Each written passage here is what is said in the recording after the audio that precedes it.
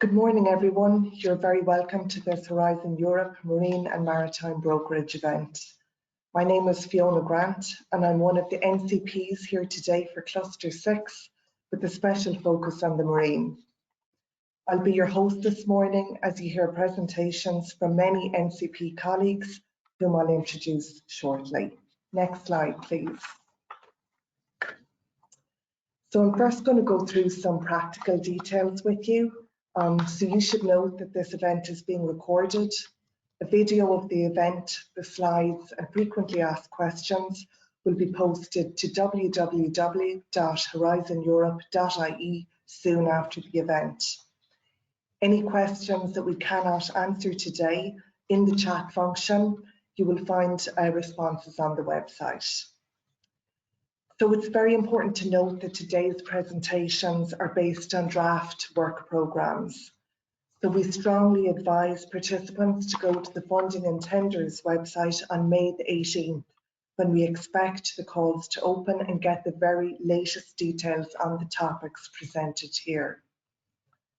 After the presentations and pitching sessions, you should move to the B2B platform to continue with networking and meeting with potential collaborators. Next slide, please. So I should say that it's not possible to run an event like this without a great partnership. And we've been very fortunate to benefit from a partnership between the European Enterprise Network, Invest Northern Ireland, and Cluster 5 and Cluster 6 NCPs in Denmark, Ireland, the UK, Iceland, Northern Ireland, Scotland and Norway. Their combined knowledge, expertise and advice contains a wealth of wisdom, and we strongly encourage you to reach out to them if you're putting a proposal together. We're particularly indebted to Enterprise Ireland, who are our technical hosts for the day. Next slide, please. So what can you expect today? Well, today is not intended to provide detailed information on the indicative marine and maritime topics in Horizon Europe. It's very much about signposting you to the opportunities that exist across the programme, where to find additional resources and who to contact. So we're primarily zooming in on Cluster 5 on climate, energy and mobility, and Cluster 6, food, bioeconomy, natural resources, agriculture and the environment. However, because the marine is a cross-cutting domain, we strongly encourage you to look at other clusters and pillars of Horizon Europe. Next slide, please. So we've many colleagues calling in today for the presentations. We'll kick off this morning with Niels Gotke, the Cluster 6 NCP from Denmark, who'll give us an overview of Horizon Europe and some of the main policy drivers behind it. Philip Tuesty and Bob Flynn, NCPs for Ireland, will present marine opportunities in Cluster 5, and this will be followed by an overview of the Waterborne Transport Partnership given by Louise Mothersole, the UK NCP for Cluster 5. Moving on to the next set of presentations for Cluster 6. These will be given by Kolbrun Bjartmundsdottir, the NCP for Iceland, and Helen Sweeney, the UK NCP. Our Cluster 6 NCP for Northern Ireland, Elaine Groom, will wrap up the first part of this morning's session with an overview of contact details for each country, links to supports, and also to let you know about some upcoming events being organised by the European Commission. After a short break, the pitching session will be hosted with thanks to Lisbeth Vassas, who is the EEN NCP for Norway. At 12:30 p.m, which is 1:30 p.m. Central European Time, we'll then move to the B2B platform for your series of one-to-one meetings. Next slide, please. So in a few minutes, we're going to kick off with the first presentation from Denmark. But first, I want to share with you some of the information on those who've registered for this brokerage event. So we're delighted to say that we have 367 people registered for today. And I'm really pleased to see that we have registrations from countries bordering every European sea basin, from the high Arctic and Baltic, Atlantic, Mediterranean, right through to the Black Sea. Looking at the breakdown of registrations for the event, 67% are from the EU, 23% are from associated countries, and we're delighted to welcome 10% of participants who are logged in internationally. We're also really pleased to see the diversity in the type of organisation that people are working for. The private sector is very well represented today, with 46% of people indicating they are startups, SME or industry related. Just under a third are in the higher education sector or are based in research centres, and 22% are affiliated with government organisations. This is a very nice blend of participation and disciplines and bodes well for the networking schedule for later. And it highlights the fact that many of the challenges that we face are the same regardless of where we live. The next slide, please, Margaret. So we've tremendous opportunity today to collaborate in transboundary, transdisciplinary research and innovation programmes to find new and innovative solutions for the marine sector.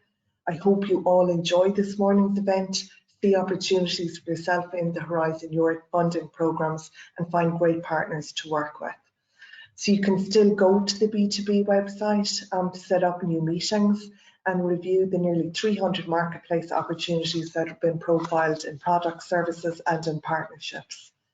I wish you all good luck, and without further ado, I'm going to pass you to our first speaker of the morning, Mr. Niels Gotka. Next slide, please. Thank you, Niels. Thank you very much, Fiona, and you can hear me? I hear you very well, thank you. Okay, good. Yes, I'm going to say a little bit about the next framework program, Horizon Europe, about the opportunities and novelties, and it will be an overview because I cannot go into detail with this short time frame I have with me. But the next slide, please. I'll say a little bit about Horizon Europe. I'll say a little bit about the cluster 5 and 6, and then I'll also come into two novelties, partnerships and visions in Horizon Europe, and that's my agenda for today. Next slide, please. Yes, and what is Horizon Europe? I think Horizon Europe is a fantastic program. It's going to be announced here within the next 2-3 weeks, and in my view, it's the most strategic, well-prepared framework program that we have seen in Europe. And I've been in this area since physics, so I have something I can compare with. Next slide, please. It's a big program. I think worldwide it's the biggest research and innovation program in the world. It has quite a big budget, nearly 100 billion euros for research and funding until 27. And what is really, I think, new this time is the strategic dimension of this program. Next slide, please. Here you see how it is constructed. You have 3 pillars, one for excellent science, you have pillar 2 for the global challenges, and then you have the third pillar, which is about innovative Europe and innovation. And these are linked together, and I think also compared to the past, there's a much better connection between these pillars. And then you have also this novelty with a new partnership approach and missions, which I'll come back to. Next slide, please. I think, as I said, this is a very, very strategic program. So therefore, a lot of time has been invested really to make the strategic frame of this program. You have started with a vision. There was also a discussion about what should really be the vision for Europe, but it is about having good, prosperous future for people and the planet based on European values. It's about climate change, how to tackle climate change. It's about how to achieve the sustainable development goals from UN, how to live up to the Paris Agreement and the very important strategic decision in Europe, namely the Green Deal. But beside all these societal challenges and visions, there's also a vision to boost the competitiveness and the growth of Europe. Next slide, please. Yes, I'm not going into the Green Deal. Just to mention that this is a very important strategy for Europe. It includes so many things, and it seems to become even more and more important. And we can see that also when we have been working with the draft programs that the Green Deal is coming more and more in. So it's very embedded into the whole program. So please, yes, notice that this is an important strategy for Europe. Next slide, please. I'm not going into details with the whole intervention logic, but I think it is important to understand a little bit about how this program is constructed. First, you have the legal base, where you have also the pillars, the intervention areas. You have then this strategic plan, which has been discussed also for a long time. It was decided here this spring.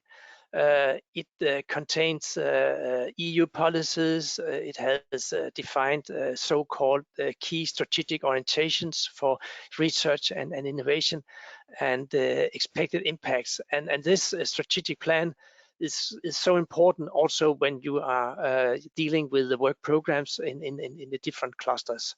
So I think the whole logic, intervention logic, is new. It is created in a new way, and it is much more strategic than what we have seen in the past. Next slide, please. Here again, some of the the ideas which is put into the program, starting with EU policy priorities, impact areas, expected impacts, expected outcomes.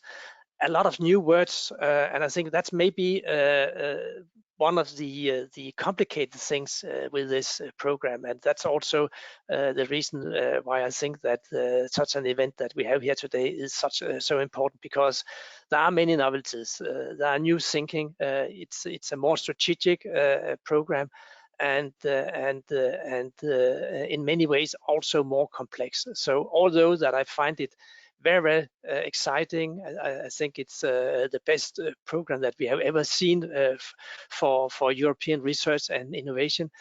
I also see that it can be complicated to go into when you're looking into the different topics, and when you are going to live with all these novelties and this strategic thinking. Next slide, please.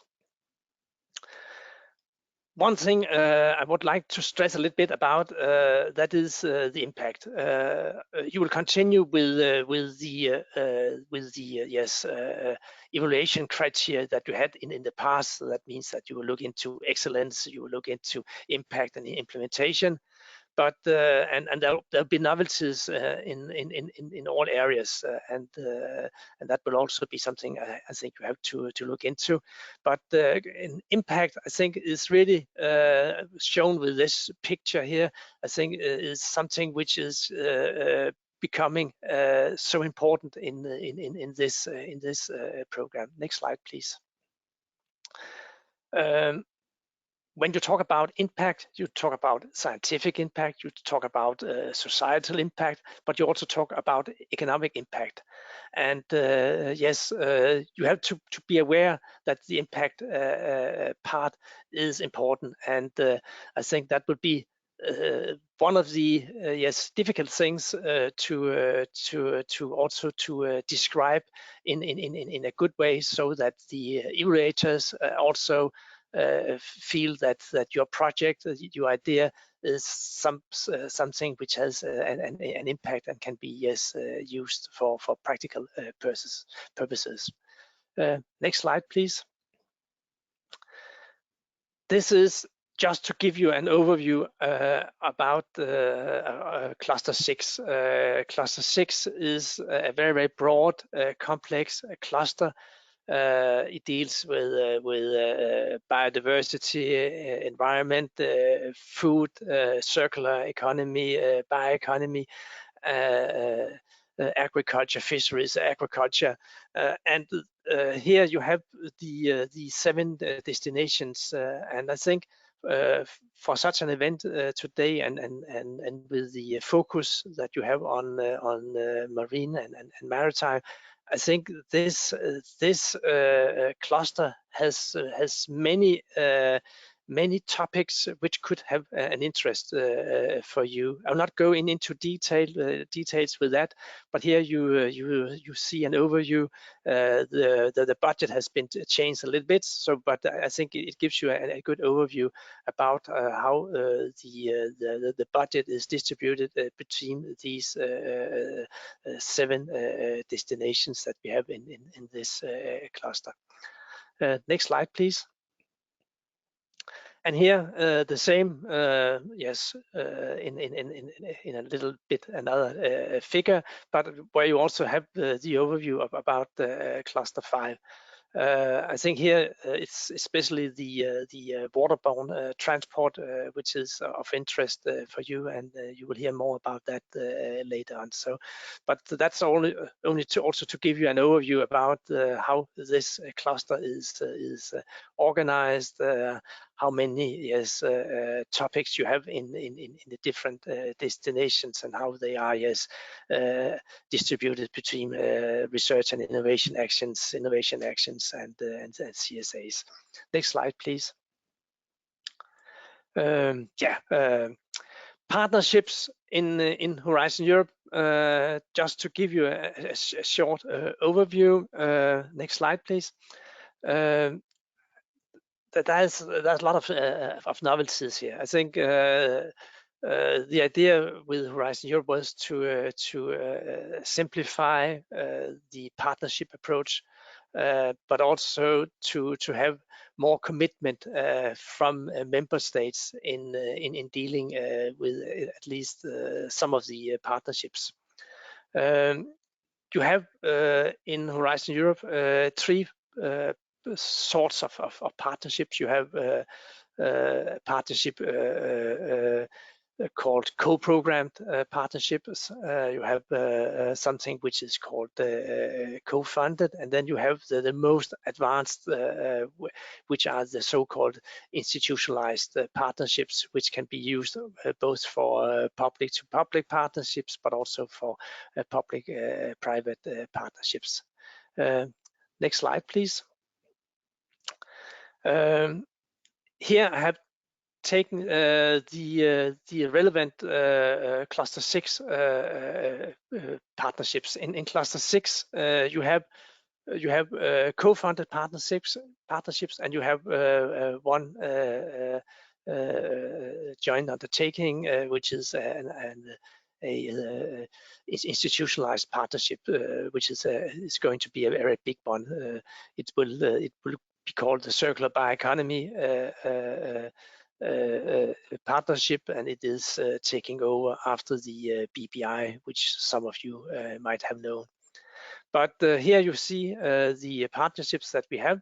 We have one on biodiversity, we have one on blue economy, and we have one about the water. And all these 3 partnerships, which will be launched in the first work program, they have some relation to I think to what is also the focus today.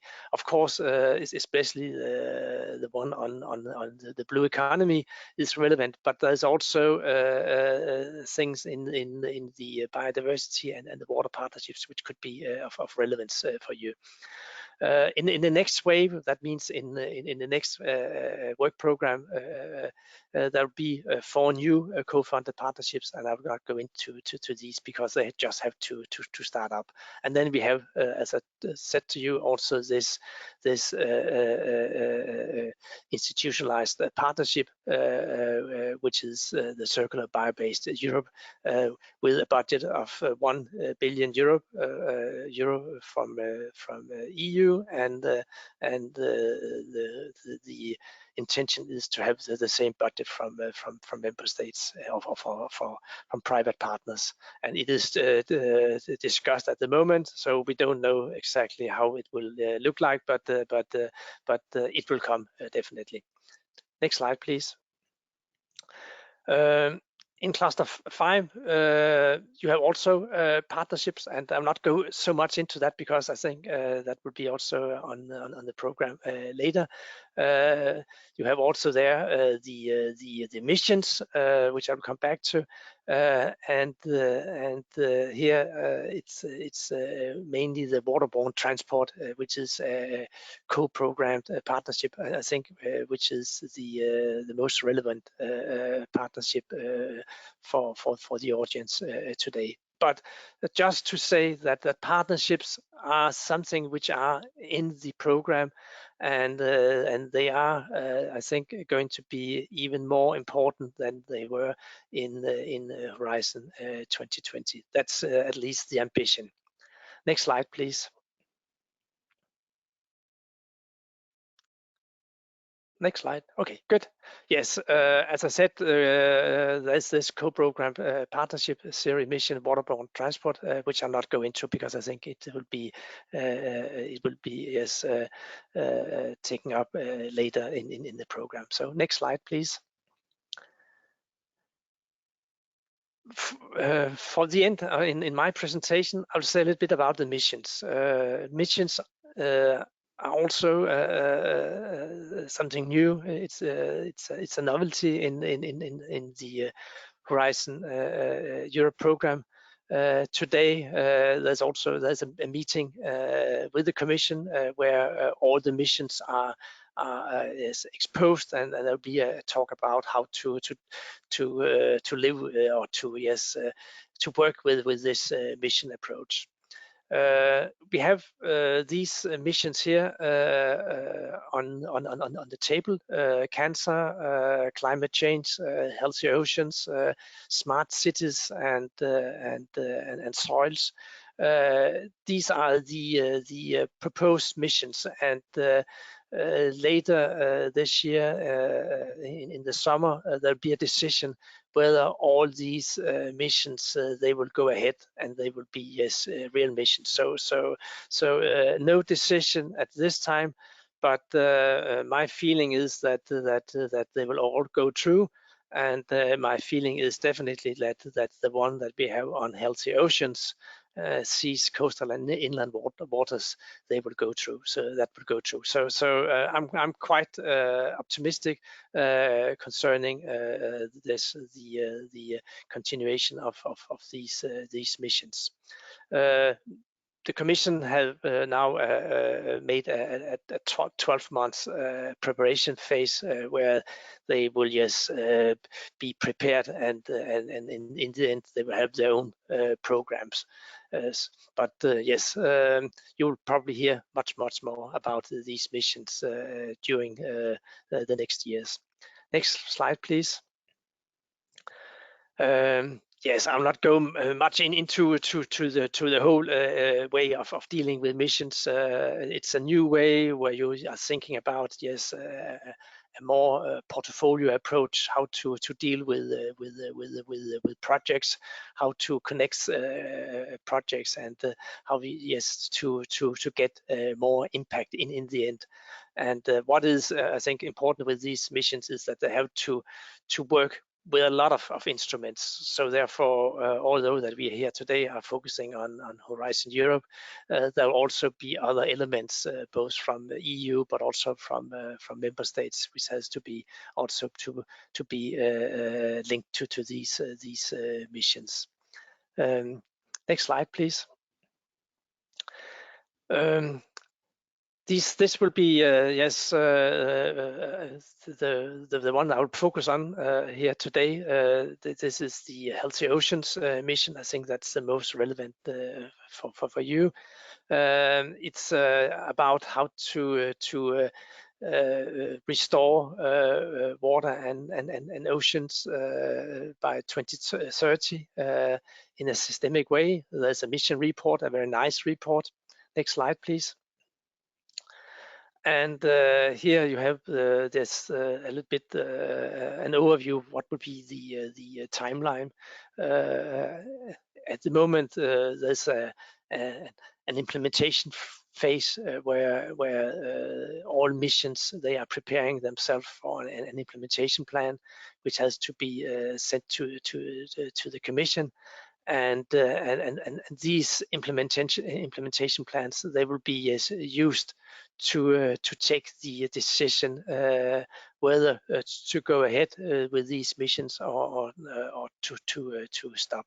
But as I said, I will be very surprised if they will not go ahead, all of them, and the one on Healthy Oceans, I think will definitely go through. Next slide.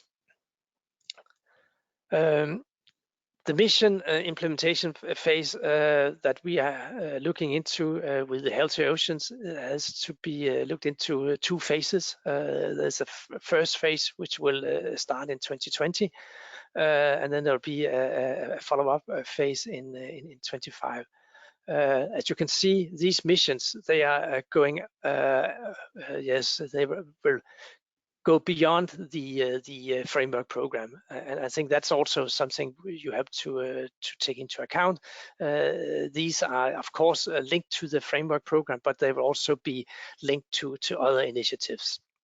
Next slide, please. The whole citizen and stakeholder engagement is so important for the missions. So therefore, most missions have from the very beginning been working with stakeholders, both at a national but also at a regional level. Have been making surveys, a lot of things to collect, yes, information about both the challenges, but also to get support from citizens in this new approach. Next slide, please. I think that would be my last slide, but this is just to say a little bit what I said also before, that there'll be many funding opportunities, funding schemes which will be connected to the missions. Of course, you have the EU funds, you have the Horizon Europe, but you also have the other funds in Europe, the regional funds, the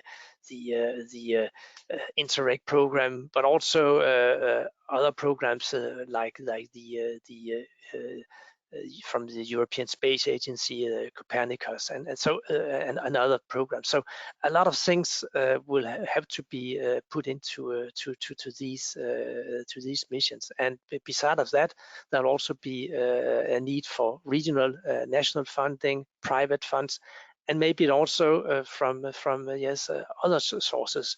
So that's how the Commission and the mission boards looks into the missions. So I think it's going to be something increasingly important during the coming years. Now we are only at the planning stage, but after a couple of years, I think this will be something everybody will have to deal with if they are yes, looking into the marine and maritime yes, area. I think that was my last slide, if I'm not wrong. So thank you for having the opportunity to be here today, and I wish you a very good event. And I will give the word back to you, Fiona. Neil, thank you so much. I think we gave you the hardest challenge to describe the new programme in such a short time, but you did a fantastic job and really identifying what are the key new areas and how strategic the new programme is. So thank you so much, because I know, like you said, you had a number of overlapping commitments.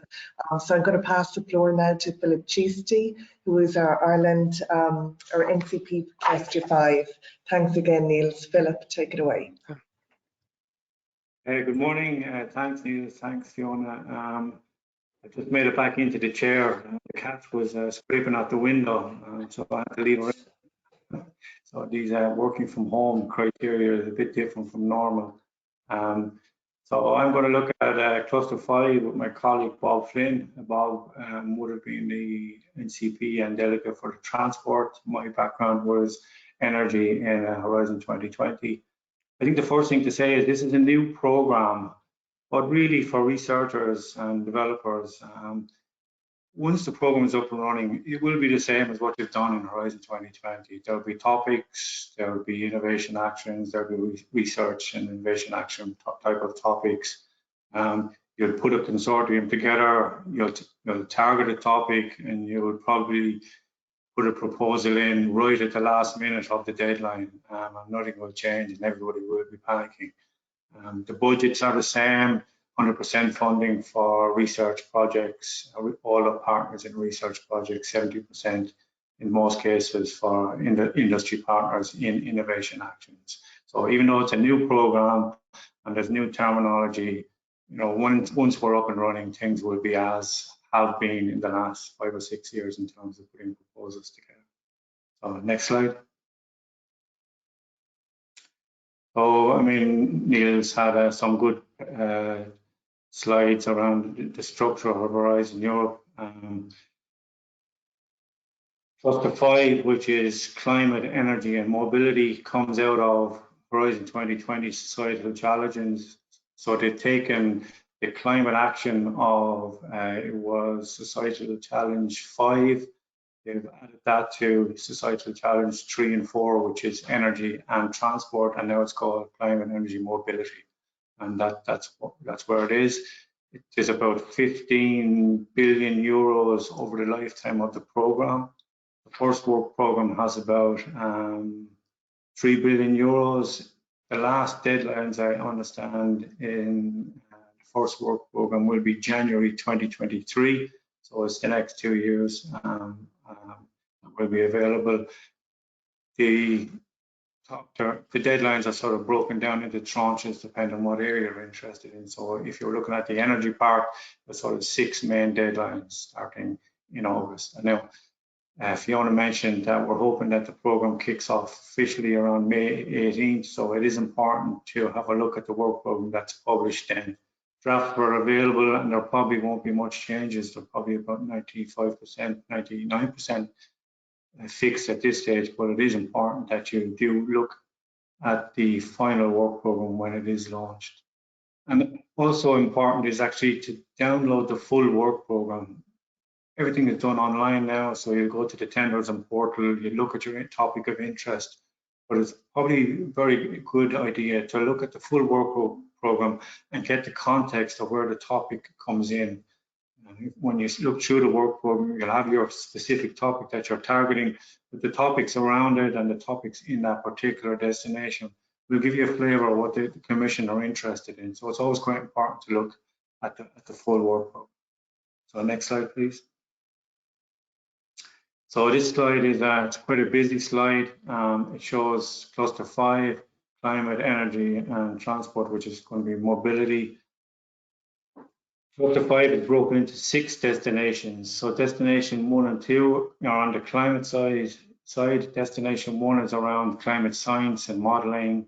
Destination 2 is around the cross-cutting areas and includes the batteries. And batteries was a cross-cutting area of its own in Horizon 2020. And then in energy, destination 3 is about the renewables and the grid integration, and destination 4 is the buildings. And then when you get to the mobility side, the transport side, destination 5 is about transport modes, and destination 6, safety, etc. of transport and mobility. So Bob will talk about that. There's, as I said, there's around 3 billion available in the first work program. It goes out to 2023. About 40% of the budget is actually going into destination 3, which is in the energy section. So that's quite a chunk of money in the renewable side. And a lot of that money is focused on new technology, new developments around renewables. So there's plenty of funding available there. Next slide, please. So just I'll start with the energy topics now. It's what I have picked is the I have about 6 or 7 topics that are clearly maritime oriented, but it's quite important to look at the cross-cutting nature of topics. So as I said, we have about 180 topics in the first work program. In the past, they're funded topics around islands, renewable development on islands. There's topics around the modeling around atmospheric conditions, mixing with the oceans, etc. So even though we're going to present a small number of topics, the nature of the program is so big that there's going to be plenty of topics available outside of what you would think you would normally be looking at. And Neil's mentioned emissions, and even around the smart city type of topics. In the Horizon 2020, there was a smart city topic funded because all the cities got together. There were port cities. So that there's going to be plenty of opportunities across the program. So the cross-cutting nature of Horizon Europe is quite important. So with this slide now, destination 3 is part of energy. It's about sustainable, secure, and competitive energy supply. Basically, it's about getting more renewables, more efficient, more cost-effective renewables, linking them with the grid, having the grid more flexible, having more business models around the grid development, and also having a very customer orientated system. So that's what destination 3 comes around with. The things that influence the work program, the cluster 5 energy destinations, as Neil said, on the strategy side, it's the Green Deal. So the European Green Deal is the plan to make the EU's economy sustainable. So not alone is it about energy and the grid and renewables, it's also about industrialization, consumer engagement, new business models, new practices. So at a strategy level, that feeds into what ends up in the topics. Around the technology, it's the Strategic Energy Technology Plan. Now, the SET plan began in around, I think it was 2008. And then over the years, they developed up 10 key actions. And from those key actions, they developed up implementation plans. So whatever technology area you're interested in, if it's ocean energy, and you go to the 10 key actions, action 1 is about renewables. You'll go into the renewables website under the SETIS plan. In there, you'll find the roadmaps. You'll see what they plan for the next 10 years, and you'll see what the targets are. You'll see the levelized cost of energy targets. You'll see the areas of interest. So if you're interested in any technology in the energy side, you should be really looking at the SET plan and what's going to happen there. Building on from the SET plan will be this new partnership that Neil's mentioned, one of the partnerships that Neil's mentioned. It's this Climate Energy Transition Partnership. That's going to be set up. It should be launched around June. It's one of the co-funded partnerships. Actually, I think about 50 million from the first work program is going into the development of the partnership. But that partnership will build on the SET plan, add to the SET plan and build on it, and make sure that the goals and the ideas in the SET plan, the technology areas, are all implemented. So that will be an important partnership as we go in through Horizon Europe. Next slide, please. So here now we're down to the topics, and again, we don't have much time to go into the detail of the topics. These are 6 or 7 topics that are in the first work program. In terms of deadlines, the first topic has a deadline of August of this year. Now, we're hoping that the deadlines don't change.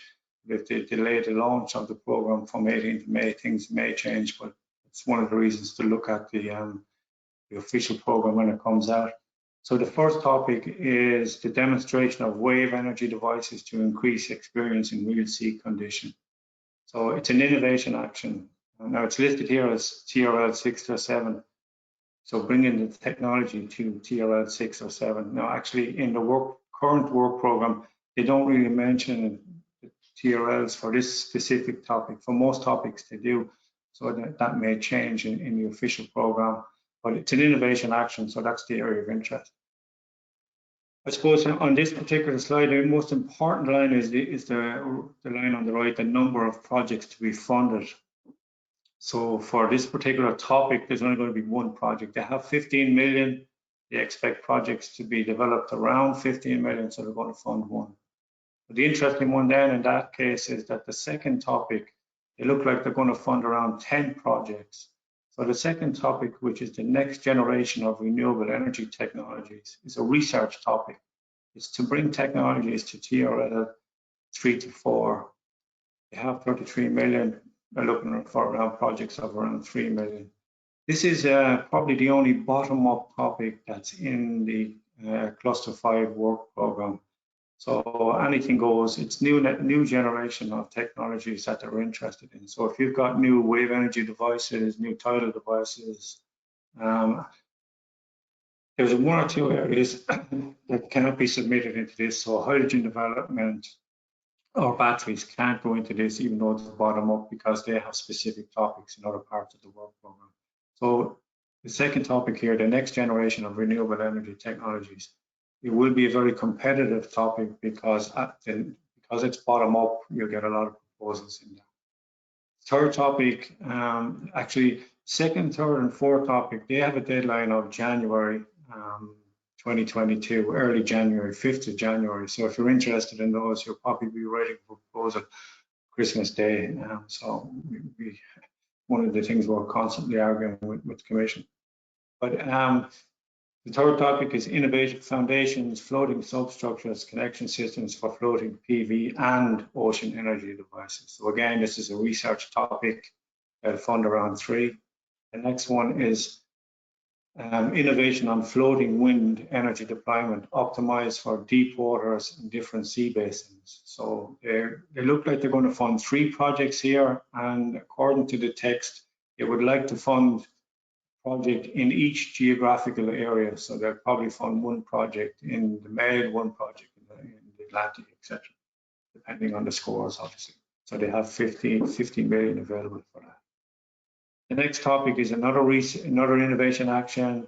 Again, this has a deadline of January. Demonstration of innovative rotor blades and control systems for tidal energy devices. So it's targeting tidal energy devices. The following topic is, I put these topics in. It may not be purely ocean energy in terms of development of ocean energy devices, but it's about the real-time demonstrator of multi-vendor, multi-terminal HVDC for the offshore strategy. So with all the wind farms out there, with all the wind farms being developed offshore, which is a priority for the Commission, they want to put in a grid system, flexible grid system. So it's a multi-terminal high voltage DC with a voltage source controllers, etc. So there's a, not alone that they want to develop the wind farms, they want to connect them all up, and they want to link them to a grid that's flexible. So that's one of the reasons why they're putting a lot of funding into this one. And the last topic, which actually has a deadline of January 23, is the development of algal and renewable fuels for non-biological sources. But that's a topic that's a little bit away from us. It's January 2023, but it's algal development in terms of renewable fuels. That's just 6 or 7 topics. An interesting thing that's come up in Horizon Europe is this term strategic autonomy. So what they're actually talking about is that they're looking to see what areas that they want to keep European excellence in. Now, strategic autonomy mostly comes up in the area of ICT or maybe in health development. But the EU are looking to keep the experience in the EU. So a number of topics, and in Cluster 5, it's around ocean energy devices. So they're talking about strategic autonomy for ocean energy development. So when you read the text, it talks about that the partnership has to be made up of member states and associated countries only. So that's going to be interesting for the ocean energy development projects. We do know in the past, some ocean energy projects have US partnerships, etc. But at the moment, the strategic autonomy around that sort of prohibits partnerships outside the member states and associated countries. So that's the end of my few slides. I suppose the key thing is that you get the contact details. If you want to talk about the topics, you can come back onto us. And the cross-cutting nature of the work program means there's a lot more opportunities than just these 6 or 7 topics. So I'd like to pass on to my colleague Bob Flynn, who will talk about the maritime topics in the transport area. Thank you very much.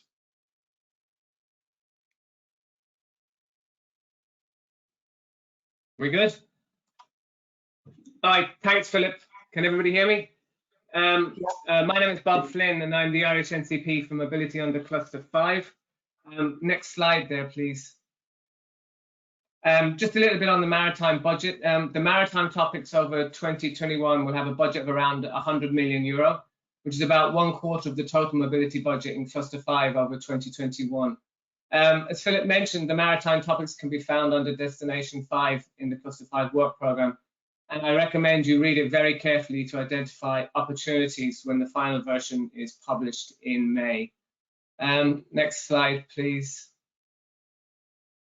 Okay, the majority of the maritime topics on the Cluster 5 are implemented through what is called the Zero Emission Waterborne Transport Partnership. Louise is going to talk about a little bit more about that after my presentation, or it's called ZOOT for short.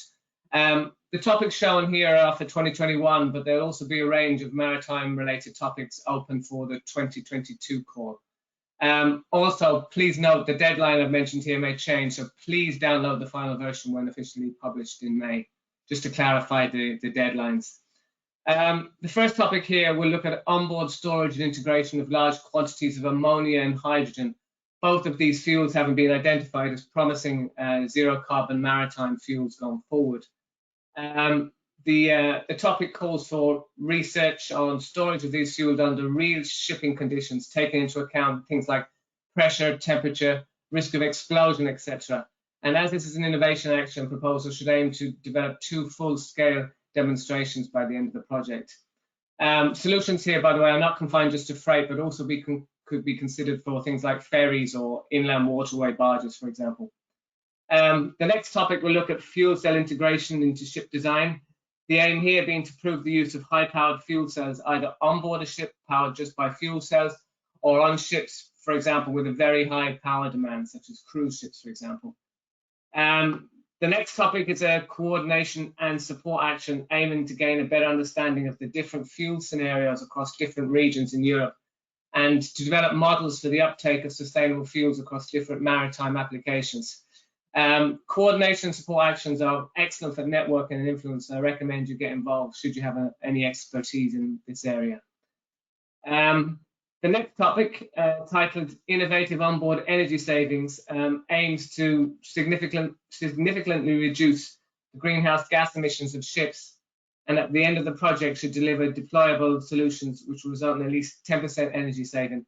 This could be, for example, through optimized energy management, HVAC improvements on board ships, new materials and new hull designs and lubrication, for example.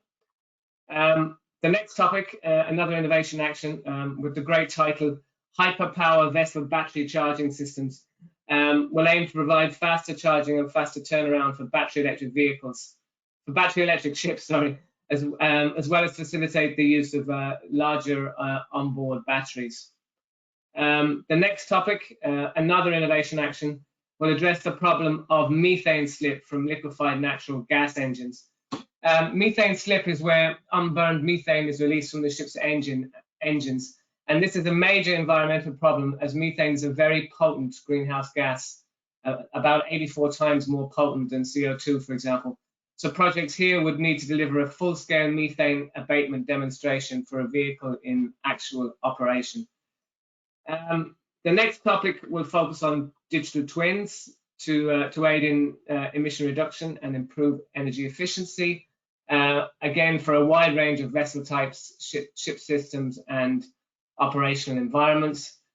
And the final topic under Destination 5, again another innovation action, will look at proving the feasibility of a large ammonia marine engine, very large project. Again, any solution here should aim to demonstrate an ammonia fueled engine of at least 10 megawatts. I'm just looking at the slide, there's one missing up the very bottom, I can't see it, but it's under Destination 6. We've got one maritime related topic concerning the very kind of topical controlling infection on large passenger ships. So for more information on these topics, I recommend you please read the work program in detail. So on that note now, I'll pass it over to Louise Mothersole, my UK NCP colleague and friend, who will give you more information on the Zero Emission Waterborne Transport Partnership. Thanks. Louise, it's all yours. Thanks, Bob. Yeah, so you've heard the word ZEUT mentioned a couple of times, the Zero Emission Waterborne Transport. This is a co-programmed partnership.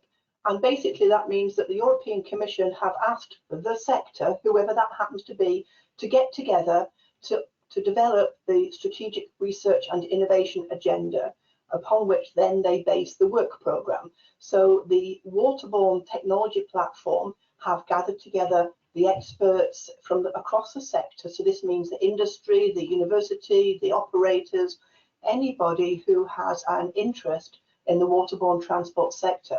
They've got all these people together, and through a series of working groups, they have developed this SRIA. And when you get these slides, you can see that there is a link there, or you can take a screenshot now and go and look at that for yourself. So this SRIA has then been used to develop the work programme. So in effect, the people who have been part of that partnership have actually developed and driven the calls for proposals. Clearly that means that they've got a head start. They understand what the research requirements are to a greater depth of understanding than just reading the call for proposals, reading the work programme. What I should recommend that you do is you get involved too. The ZEUT is managed by a chap called Jaap Gebrad. That's his email address there. He also manages the Waterborne Technology Platform.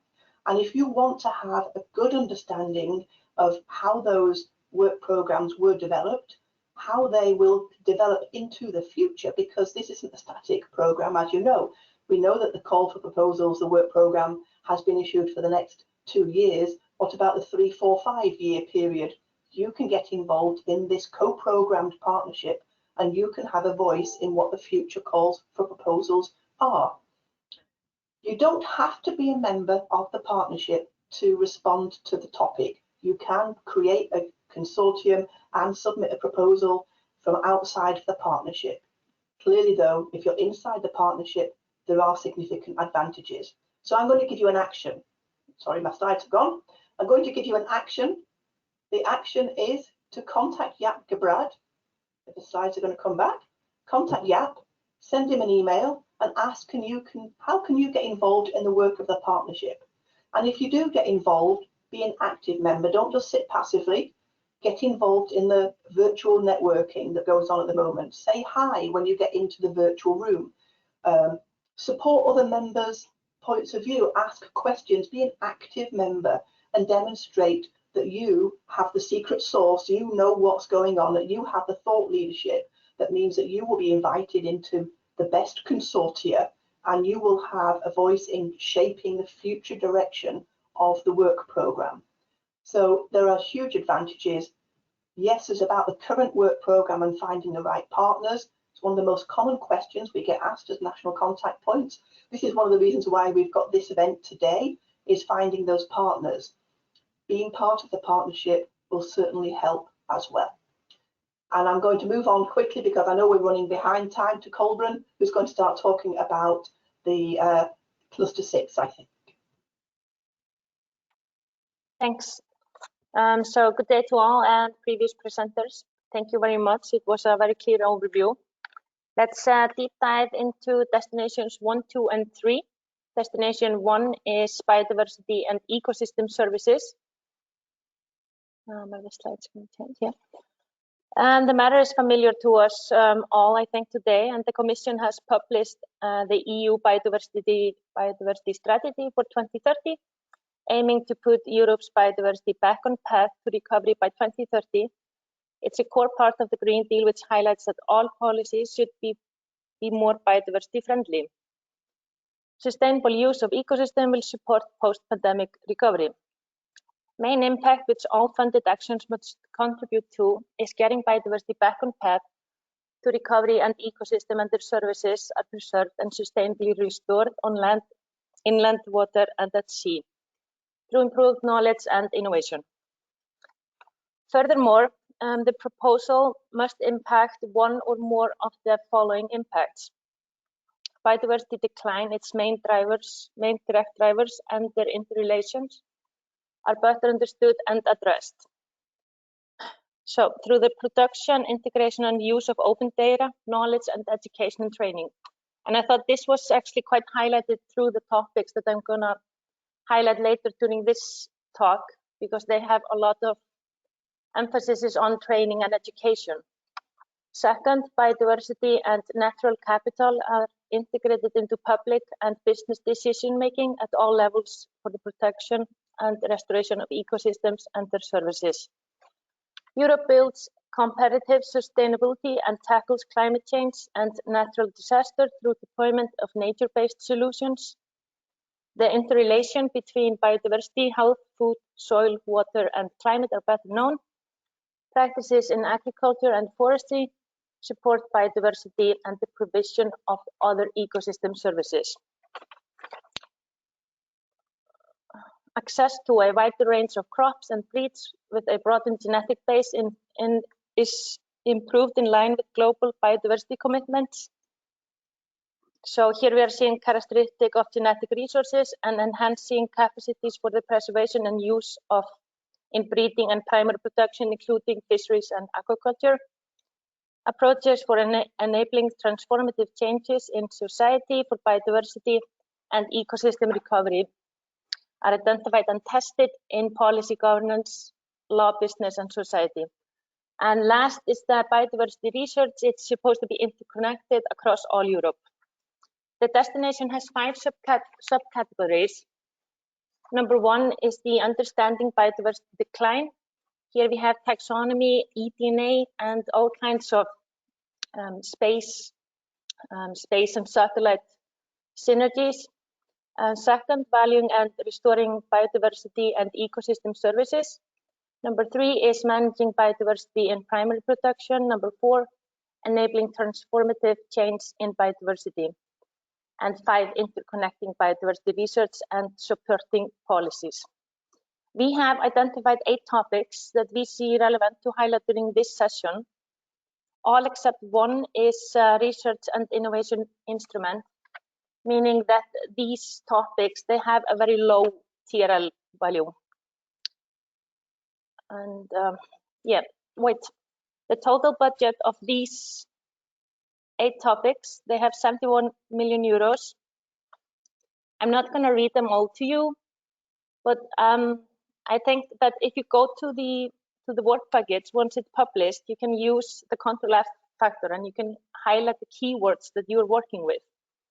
Like I was looking into just the satellite or eDNA, and you can see that they are highlighting some topics through the whole work package. So only though we highlight these 8, like my previous colleagues have said, there are many other topics that might be relevant for you guys. Okay, I can also read those. Okay, destination 2. It's the fair, healthy, and environmentally friendly food system from primary production to consumption. The national, EU, and global food system are facing sustainability challenges from primary production to consumption. And we can see that the context here is the farm to fork strategy, which is the key for the Green Deal, which we can see through many other clusters. And the United Sustainable Development Goals, they aim to address these challenges for health, society, and economy, ensuring the actions we need. You can change the slide. I'm sorry, guys. I'm a bit stressed. So the expected impact proposal for topics under this destination should set out a credible pathway contributing to fair, healthy, safe, climate, and environmentally friendly food system from primary production to consumption, ensuring food and nutrition security for all within planetary boundaries in the EU and globally. Well, as we only have one planet so far. More precisely, proposal will contribute to one or more of the following impacts. Sustainable, productive, and climate neutral and resilient farming systems, providing consumers with affordable, safe, traceable, healthy, and sustainable food, minimizing pressure on ecosystem, improving public health, and generating fair economic returns for farmers. Second, we have sustainable fisheries and aquaculture, increasing aquatic biomass production, diversification, and consumption of seafood products for a fair, healthy, climate resilient, and environmental friendly food system with low impact on aquatic ecosystem and high animal welfare. The third impact expected is the sustainable, healthy, and inclusive food system, delivering co-benefits for climate mitigation and adaptation, environmental sustainability and circularity, sustainable, healthy nutrition and safe food consumption, food poverty reduction, and empowerment of communities and thriving businesses. The destination has 4 subcategories. Number 1 is the enabling sustainable farming. This means for food and feed production. The context here is the Green Deal, farm to fork, the biodiversity strategy, zero pollution, and climate action. They're trying to improve organic farming, increase EU-grown plant proteins, and of course the digital and data technologies are a synergistic factor here. Number 2, enabling sustainable fisheries and aquaculture. This includes the use of low trophic species, algae, and herbivores, and also to look into alternative source of protein for food and feed. Third, transforming food system for health, sustainability, and inclusion. This requires robust and system-wide changes at all governance level, from global to local, as food systems are intertwined with all of the other factors and are one of the key drivers of climate change and environmental degradation. So this also links to the 4th, target international cooperation, mainly under the EU-Africa Partnership on Food and Nutrition. And the next slide. So we have highlighted 5 topics that we see relevant to highlight during this session. These topics have a total budget of 50 million euros. Number 1 is reaching farm to fork target research and innovation scenarios for boosting organic farming and organic aquaculture in Europe. And number 2, towards an EU approach to assess and internalize positive and negative externalities of food for incentivizing sustainable choices. Number 3 is the seed to fork transparency and consumer engagement. Number 4, digital transition, supporting inspection and control of sustainable fisheries. Number 4, filling knowledge gaps on nutritional safety and allergenicity and environmental assessment of alternative proteins and dietary shift. Then we had 3 topics during the 2020 opening of the calls: integrated and sustainable freshwater bioeconomy, combining aquaculture biodiversity preservation, biotechnology, and other uses. Biosecurity, hygiene, disease prevention, and animal welfare in aquaculture. Then we have a 2-stage proposal for innovation food from marine and freshwater ecosystems. I'm going to jump to 3. I'm talking super fast. I'm going to jump to destination 3. But this is just to highlight, like, if you guys hear some keywords and you seem interested in the topics, for the destination, then you can look into them yourself, or of course contact the NCP in your country. So number 3, the destination of number 3 is the circular economy and bioeconomy sectors. This destination and its topic targets climate neutral, circular and bioeconomy transitions, covering safe, integrated circular solutions at territorial and sectoral levels. For important material flows and product value chains such as textile, electronic, plastics and construction sectors, as well as key bioeconomic sectors such as sustainable bio-based system, sustainable forestry, small-scale rural bio-based solution, and aquatic value chains.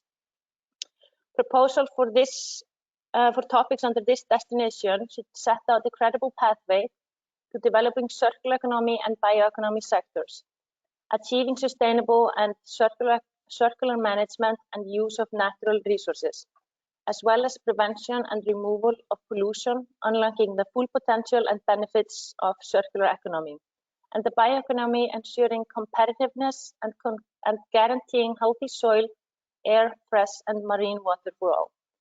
Through better understanding of planetary boundaries and wide deployment of market uptake of innovative technologies and other solutions, notably in primary production and bio-based system.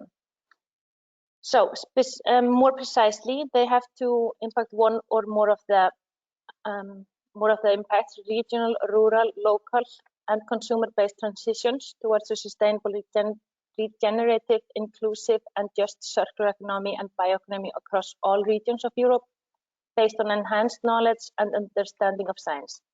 Second, European industrial sustainability, competitiveness, and resource independence by lowering the use of primary non-renewable raw materials, reducing greenhouse gas emission and other negative environmental footprint, enabling climate neutrality and higher resource efficiency. Third is the improved consumer and citizen benefits, including the rural settings by establishing circular and bio-based systems on sustainability, inclusiveness, health, and safety.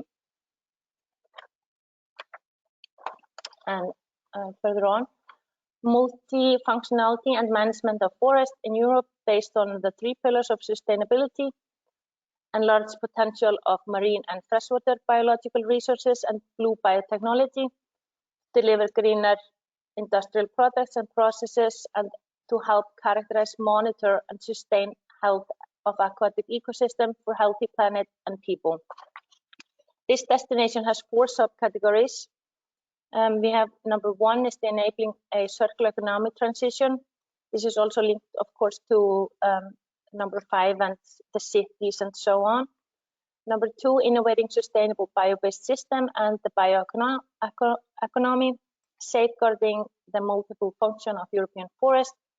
And number 4, innovating for blue bioeconomy and biotechnology value chain. We have identified 5 topics we see relevant to highlight during this session.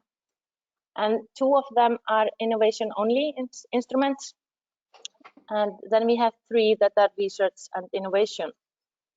We have the first one is non-plant biomass feedstock for industrial application. Second is the unlocking the potential of algae for thriving European blue bioeconomy. And we have marine microbiome for a healthy ocean and sustainable blue bioeconomy. Number 4 is the exploring extreme environments, novel adaptation strategies at molecular level for bio-based innovation. And last is the photosynthesis revisited climate emergency, no pollution and zero emission challenge and industrial application. So I am actually just gonna say stop now. I know we're a bit behind. I'm gonna offer my next colleague to take the word, but you guys can of course contact me if you need some information on Iceland or the industry in Iceland regarding topic 5 and 6. So thank you guys.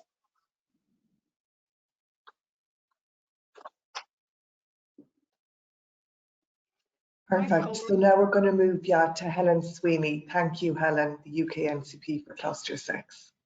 Thanks very much, and thanks to Colburn for that very comprehensive overview of destinations 1 to 3. As Fiona's just said, I'm the NCP for Cluster 6 in the UK, along with my colleagues Catherine Holt and Paul Bellow. Next slide, please. So here you can see I've got 4 destinations, the remaining ones in cluster 6, and you can see them listed there. So destination 4 and destination 7 have then those subcategories that you can read before you, and they're sort of quite self-explanatory in those sections which they sort of prioritize there within those 2 destinations. These 4 destinations all contain some reference to marine issues.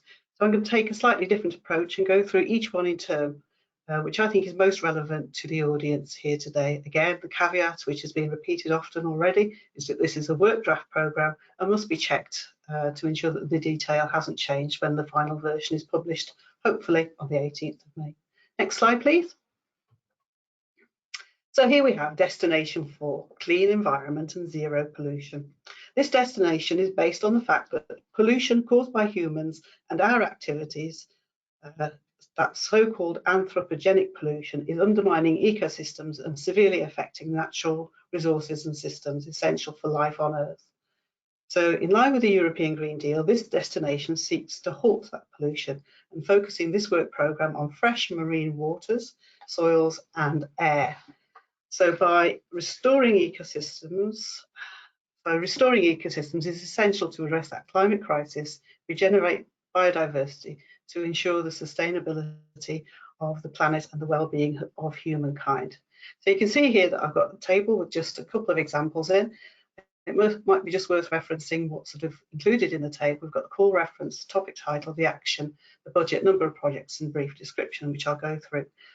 We've had reference already to the different types of actions, the CSAs, which is the coordination support actions, the research and innovation actions, and the innovation actions. And I think it's worth pointing out that in this cluster, the number of CSAs and RIAs actually outnumbers the number of innovation actions, which gives you a sort of indication of that sort of creating that foundation and that direction of travel with this sort of fundamental research with the RIAs and the CSAs, and just gives you that sort of direction of travel.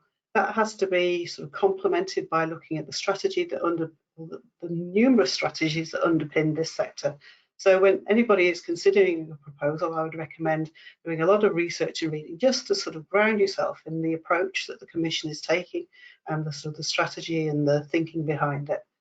We've heard about TRL levels today. For maybe those who don't know what a TRL is, that's a technology readiness level. So the CSAs and the RIAs are at the lower end, the sort of more fundamental research, with the innovation actions sort of higher up towards at 9, which is sort of going towards commercialization. So I might just refer to TRL levels in a couple of slides, but not all of the actions have that against them. So down to the detail. The first one we see here is a 2021 call topic, achieving zero polluted seas and oceans. And again, this is a CSA with a budget of 3 million and one project to be funded. So this is looking at the aspiration within, or the ambition within the European Green Deal for zero pollution. And this is sort of embedded well within the Marine Strategy Framework Directive, which sort of cuts across many, if not all, of these actions today. So this is a far-reaching aspiration to look at the policymakers, looking to draw across the behavioural, the socio-economic and governance spheres, and creating that sort of bottom-up, top-down approach where everything is sort of coordinated, looking to social science and humanities for that engagement with citizens to better understand what the obstacles are and to come up with showcasing best practices for how we can reduce that marine pollution and meet the targets by 2030. Moving on to the next one, we have this environmental sustainability for biological feedstocks. And here we can see this is one of the innovation actions I was talking about. There's a budget of 6 million and one project will be funded. This has a high technology readiness level, but between 7 to 8. So you can see that this is sort of moving sort of towards that commercialization and application there. So this is in support of the Climate Target Plan for 2030 and looking to establish those circular bio-based systems which will help reverse climate change. So you might wonder what's the bio-based sort of system got to do with marine, but if you read through the project call, you will see reference to marine there. So if this is something you're interested in, like previous speakers have said, please have a look at the content of the the call topic itself in the work programme and just see if anything that you are looking at does actually fit within that. Next slide, please. So here we have destination, a huge destination in terms of impact. So we're looking at land, oceans and water for climate action. Now, as has been mentioned before, if you are considering proposals that include climate action, don't limit yourself to just looking at cluster 6. The climate action activities are sort of sprinkled around the different clusters. So you just have to do your homework and get the work programs out and just do that sort of word search as was suggested and see what you can find, because it might fit somewhere else in a better in another cluster. So don't limit yourself. So getting back to destination 5, complex interactions and impacts on climate change across land and marine environments require a significant multidisciplinary research and investment across a range of sectors to actually achieve what we need to achieve. So research is needed to better understand vulnerabilities and to provide mitigation options that reduce the risk of long-term climate change. So we're looking at the Earth's natural carbon sinks, and oceans is crucial to that, as you will well know. So as you can see, the title includes land, and that means that there are lots of calls which relate to the natural carbon sinks on land, including soils, plants, forests, farmlands and wetlands, and so increasing our resilience to climate change. But I guess of interest to this audience, the priority is strengthening the ocean and climate nexus. There's growing awareness of the importance of ocean and polar regions as an integral part of the Earth's climate system, and we need to ensure the integrity and resilience of those ecosystems. So the impacts, we're looking for that better understanding and enhancing mitigation and using that support and science and understanding to make adaptations and make our ecosystems and natural resources resilient. So the first one that you can see here is a 2021 research and innovation action, looking at those key polar processes which are critical in driving regional and global climate change. This has a large budget attached to it of 15 million euros with 2 projects to be funded. So as you can see here in the brief description, we're looking at that, interrelationship between climate and dynamic processes and mechanisms which are sort of under consideration in this call, and just really sort of getting to grips with that, understanding it and seeing how we can have increased predictability and reducing uncertainty when looking at these key oceanic and polar processes.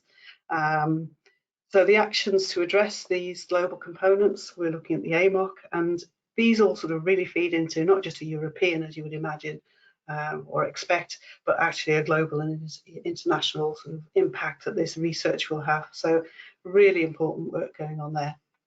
Moving on to 2022, we have understanding the oceanic carbon cycle, again, a research and innovation action, huge budget of 15 million euros, beg your pardon, on 1 project. So this is looking at closing those knowledge gaps. We know that the ocean has a key role in regulating carbon dioxide concentrations and currently takes up to 25% of those anthropogenic carbon emissions that we were talking about earlier. So it's a research and innovation action with a lower TRL level of 3 to 5 by the end of the project. So we're looking at exploration and increased understanding so that we can work on our carbon cycling models and just sort of feeding into the work done by the IPCC and various other organisations, both in European context but internationally too. So really important work to be done there. Next slide, please. So destination 6, this brings us sort of to another element of sustainable development. We've been talking about environment, we've been talking about the economy, and now the social element, the communities sort of is what features within destination 6. As you can see here, it's got the whole scope of rural, urban, and the one that we're looking at is coastal. So the coastal communities, they matter as much as any other communities, and there are opportunities under these calls in 2021 and 2022 to look at those. So we're looking at the socio-economic empowerment of users of the sea. Again, we're looking at sort of the policy drivers, the marine policy, marine spatial planning, all the various sort of directives and regulations and planning that actually sort of impact on these areas. And it's actually sort of bringing these all together, having a more holistic approach on how we deal with communities based in these coastal areas and how we work with the frameworks and strategies, and we look at activities and bringing together education, skills and opportunities for entrepreneurship, looking at sort of coastal ecotourism, cultural events, the opportunities for food and energy production, and working with young people, women and vulnerable groups within that. So again, one of those sustainable, sort of those social science and humanities sort of engagement there, looking at a multi-actor approach, bringing everybody together in that sort of group that has an impact and a need within it. So moving on to the next one, we've got that integration of marine ecosystem valuation, conservation and restoration in socioeconomic models. That just trips off the tongue. Again, that is an innovation action with a budget of €9 million and one project there. So this again is in support of the European Green Deal, looking for fostering that sustainable, balanced and inclusive development of coastal areas. And this one is sort of focusing on digital, nature-based and social-led innovations, and just making sure that those coastal communities are better prepared to face the future in terms of climate neutrality by 2050 and make any adaptations to climate change, and looking at digital and ecological transitions to increase resilience there. So looking at those nature-based and community-led socio-economic developments for lasting cooperation and opportunities there. Next slide, please.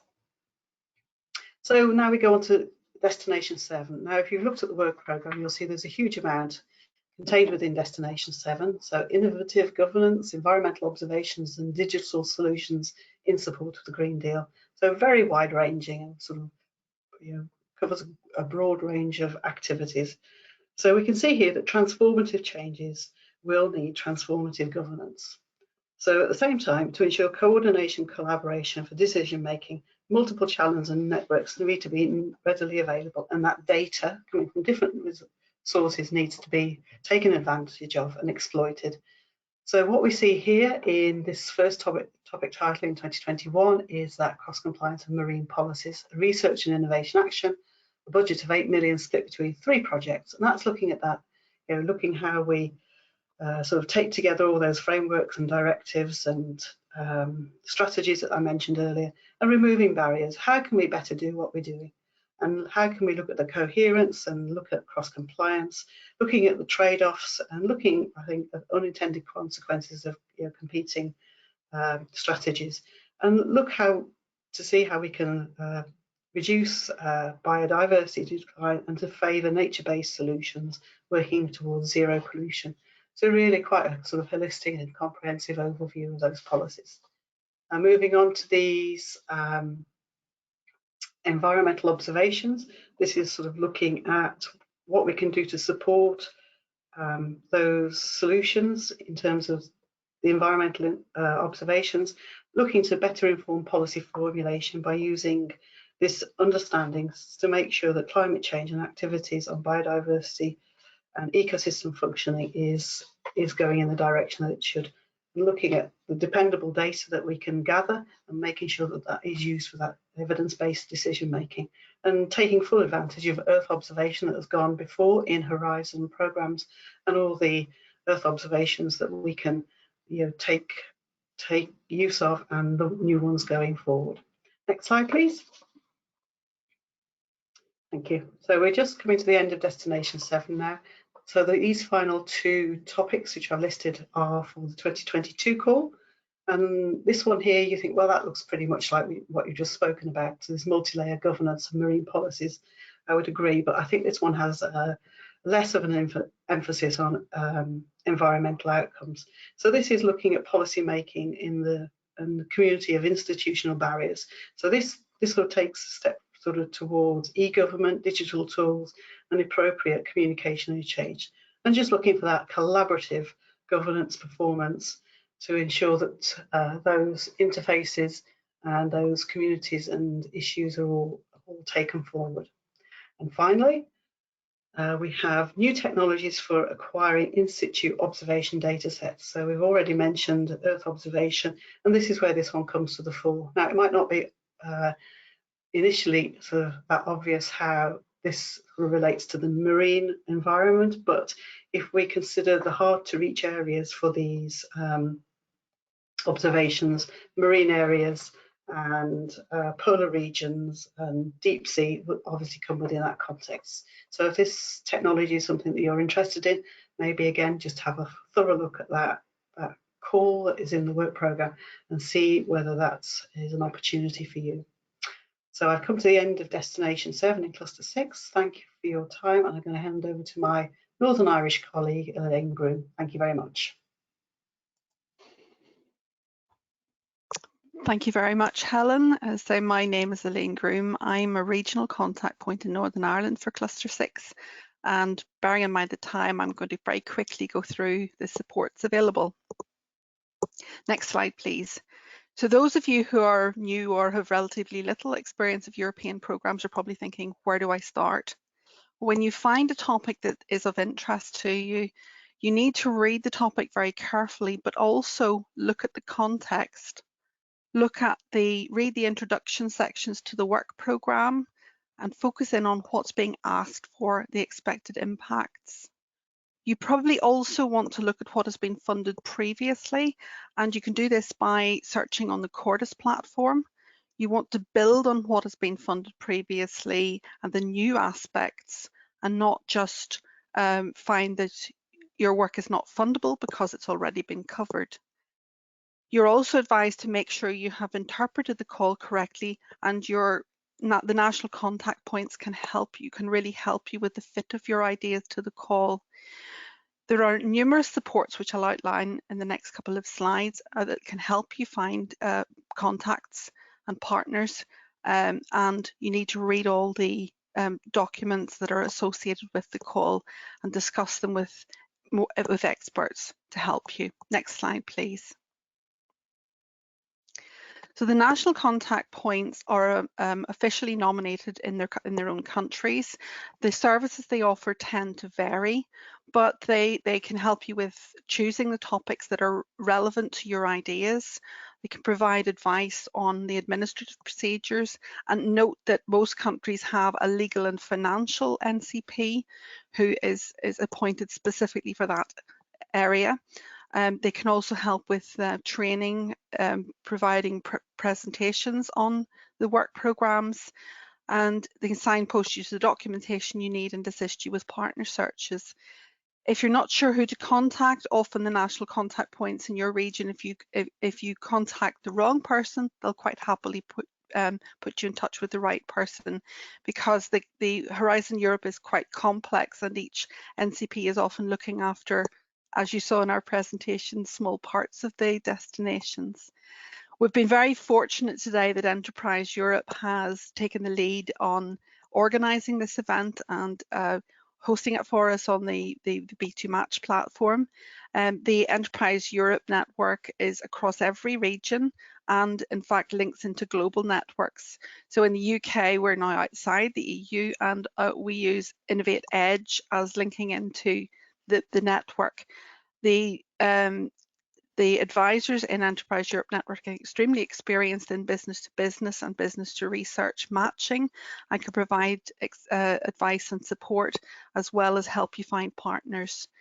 Other regional organisations who may provide support can be likes of clusters, regional development agencies and offices. You also might want to look at the resources offered by the European IP Help Desk on when you're preparing a proposal considering intellectual property, and the Commission has published an online manual for Horizon Europe. Next slide, please. Just very briefly to summarise the various NCPs who have either been participating in this event or who are available in your own country to help you. So here, this slide, we have Ireland, Denmark, UK and Iceland. You'll have seen some of the faces here today. Next slide, please. These are the supports in Norway for Cluster 5. Next slide, please. For Cluster 6 then, for Ireland, Denmark, UK and Iceland, again, some of the faces will be familiar today.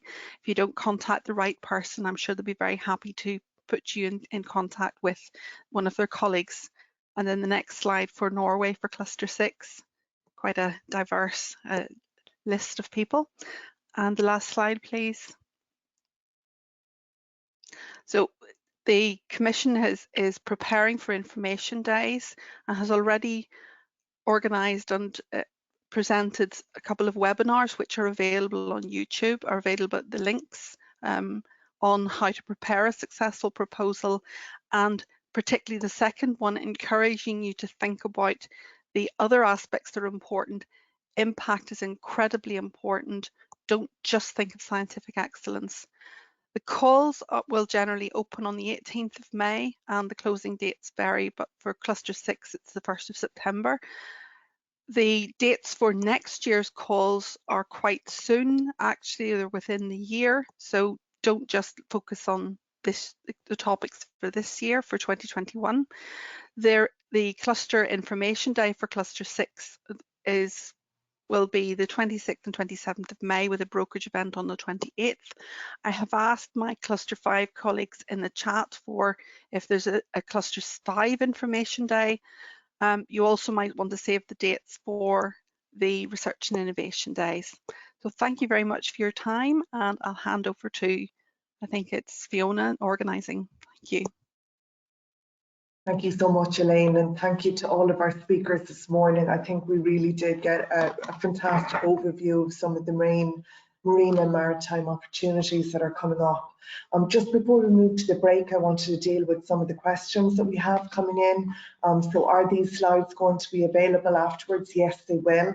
They will be available on www.horizoneurope.ie shortly after the event, because I'm sure there's a lot of information and links in there, and indeed contact names for NCPs that people want to get. And another question that's come up a few times is that these topics aren't yet available on the Funding and Tenders website. Again, correct. What we're presenting to you today are the draft work programmes. We expect the work programme to be adopted sometime around mid-May, and we're hoping at the moment the latest information we have available is that the topics themselves will open on the 18th of May. But again, you will need to go back to the Funding and Tenders portal to confirm that. But that's the information we have at the moment. So look, I think everybody, including speakers and our participants today, are probably overdue a break. Thank you to everybody for keeping to time. I'm going to suggest we take 15 minutes now for a virtual coffee break before we come back to the pitching sessions. So if you could be back online for 10:45 a.m. Irish time, which is 11:45 a.m. Central European time. Thank you, everybody. Enjoy your break, and we'll see you back here shortly. All the best.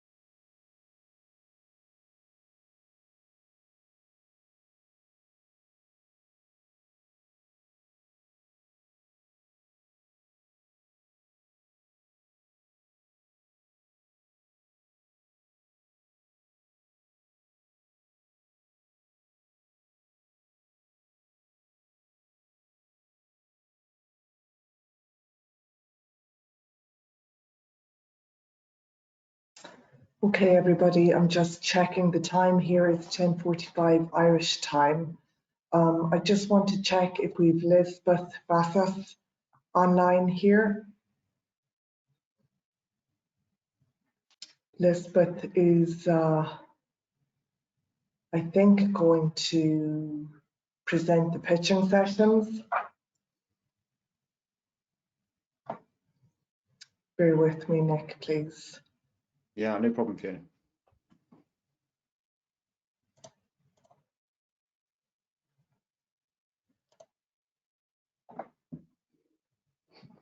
Bear with me, Fiona. I'll just log her in here. Okay, thank you.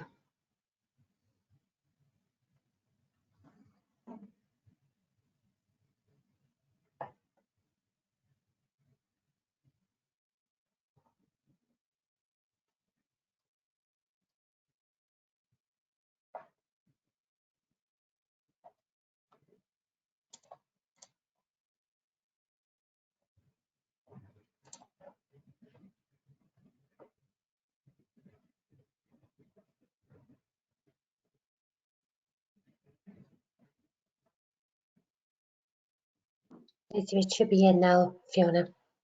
Okay, no problem. Matt, I think you can turn off your webcam until you're ready to pitch, if that's okay. Yeah, that's fine. Okay, super. Lisbeth, thank you so much. So Lisbeth is the Norwegian NCP for the European Enterprise Network, and she's going to take over presenting for the pitching sessions. Thank you, Lisbeth.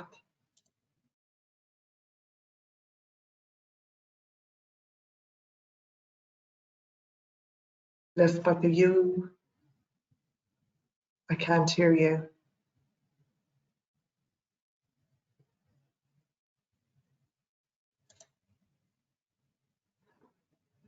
Lisbeth, can I just check? Are you ready to go? Oh, good morning.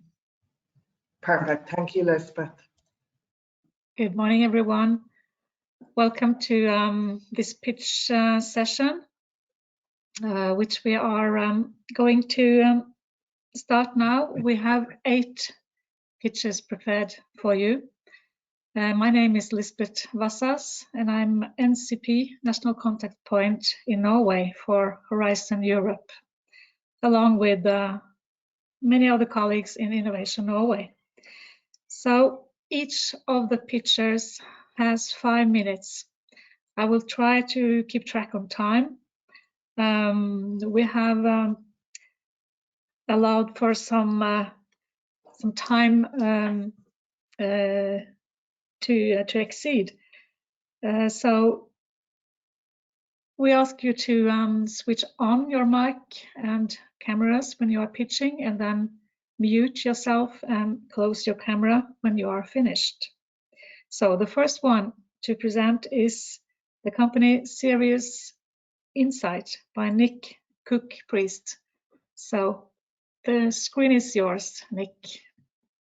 Thank you very much, Elizabeth. And good morning, everyone. I'm Nick Cook-Priest, the Chief Operating Officer of Serious Insight, a company engaged on the exciting journey to bring better maritime surveillance and situational awareness to governments and agencies. Can I just say, given that my initials are NCP and I've always been referred to as NCP, today's been confusing and terrifying, as when I logged on, Fiona's presentation had my initials, NCP, against everything. And every time I heard NCP, I jumped to attention. Anyway, on with the pitch. Established 4 years ago to change the nature of maritime surveillance, Serious Insight tracks vessels as they transit the globe, scraping a massive behavioral data from them, which is then fed into our AI-derived algorithms. These algorithms then provide a risk prediction for each vessel, allowing insurers to better price risk. Secondly, and more important to this forum, 18 months ago, we developed maritime multi-sensor surveillance suites, which are coupled to artificial intelligence to deliver first, persistent, layered surveillance, and second, AI-derived alerting of anomalous activity at sea. Uniquely, the company includes 2 very senior retired Royal Navy officers with over 60 years of operational experience between them. And they sit alongside a team of young AI and computer science graduates, bringing together extensive and unique maritime domain knowledge with the latest in artificial intelligence technology. The picture in this slide shows a suite of sensors with radar, high-spec and controllable optical and thermal cameras, fixed cameras, and electromagnetic sensors for detecting cell phone and Wi-Fi emissions. This suite of sensors, one of 6 currently on UK headlands, is mounted in the West Country and feeds data to the National Maritime Information Centre as part of a government contract. We are now at the point where we are looking to further develop the capability and to expand the business. The reason that we are excited about this capability is that no other surveillance methodology that we are aware of can deliver a fused multi-sensor picture on a persistent basis, with the ability to control the sensors and with AI processing and bespoke alerts delivered in any desired format to the end user. Whatever the weather and the time of year, this methodology allows at least one sensor to detect activity. So, for example, where the weather precludes an optical camera sighting, the thermal camera or radar would pick it up. And where ships, aircraft and satellites are all non-persistent, these will be looking and listening 24/7 and at a fraction of the cost of the aircraft, ships and satellites. The range of the sensors are of course determined by the visual horizon, and so for a stretch of coastline, a series of overlapping sensor suites are linked together. But equally, for a small piece of water, such as a marine protected area, a single bespoke set would be applicable. Could I have the next slide, please? The picture, part of which you see on this slide, and the data can be delivered into any new or existing infrastructure or database, or can simply be shown and controlled on a laptop. This system allows enhanced knowledge and understanding of the sea space and the patterns of life within it, evidence gathering where necessary, and better command and control of waters and response assets. Being cloud-based, it is also ultimately scalable and flexible. This capability has utility for all who have an interest in knowing what is happening at sea, whether it be a government agency interested in illegal migration and illegal fishing, to a fish or wind farm, marine protected area or port. Equally, as the world moves forward towards automated shipping, carbon neutrality and busier waters, the placement of sensor suites at sea will allow us to put environmental sensors in key transit areas and to assist in keeping the maritime highways safe. We are therefore now looking to further develop the capability and to create a consortium focused on enhanced security and management of borders, territorial waters, protected areas, and the marine environment more generally, and of seaborne activities and the transport systems that use the sea. We are looking to do this by bringing together enhanced surveillance capabilities, including undersea and high altitude, long endurance aerial support. Next slide, please. So to summarize, maritime surveillance the world over is very sparse, and most nations and organizations have little or no idea what is happening in their waters on a persistent basis. We have developed a highly cost-effective solution that can revolutionize the way the maritime is watched, how we gather information, and the way that interested parties respond.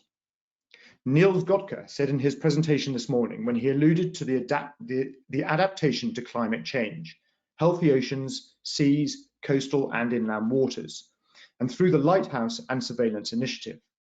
We believe there is, through this system, a brilliant opportunity to fill the significant knowledge gap with transformational data to help with exactly that aspiration. That means that we are looking for partners in sensor design and sensor manufacturers, autonomous and remote control, and aerial and underwater surveillance capabilities. And we are looking to open discussions with any company or organization for whom both the current capability and the future development opportunity may be of interest. Finally, may I say thank you very much indeed to all of the HE organizers. This has been an outstanding and hugely informative day already so far. And thank you very much indeed for this opportunity to talk. I hope that's within 5 minutes. Thank you so much, Nick. This was about 10 seconds more than 5 minutes, so just super. If you who have been watching Serious Insight think this is interesting, you have the contact details sent to you afterwards through this presentation. So we have the next pitch, which is Sea Rover, and it's Ilka who will present this pitch. The screen is yours. Everyone. I am Ilka from Sea Rover, so it's 55 now. Can I have the next slide, please?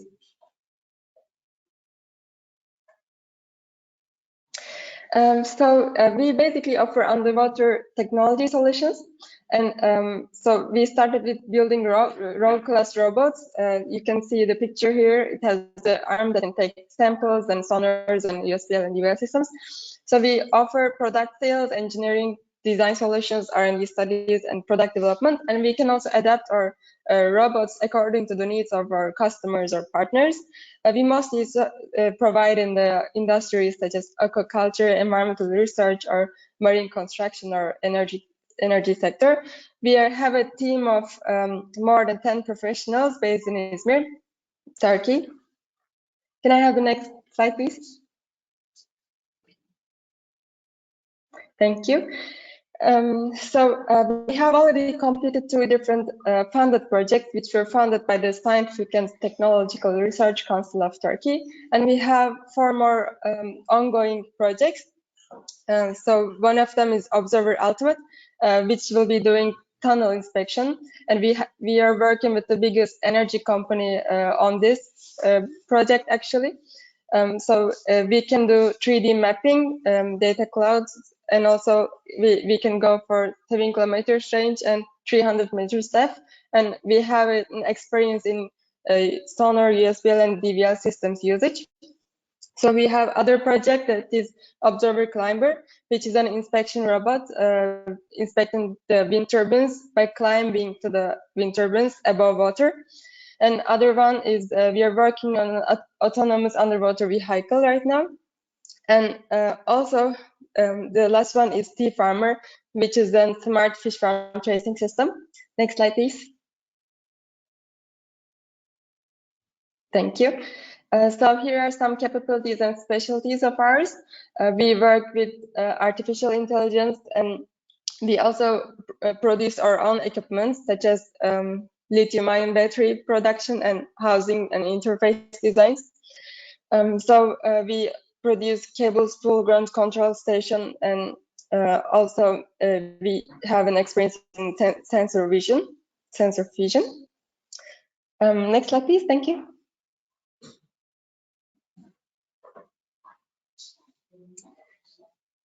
Okay, so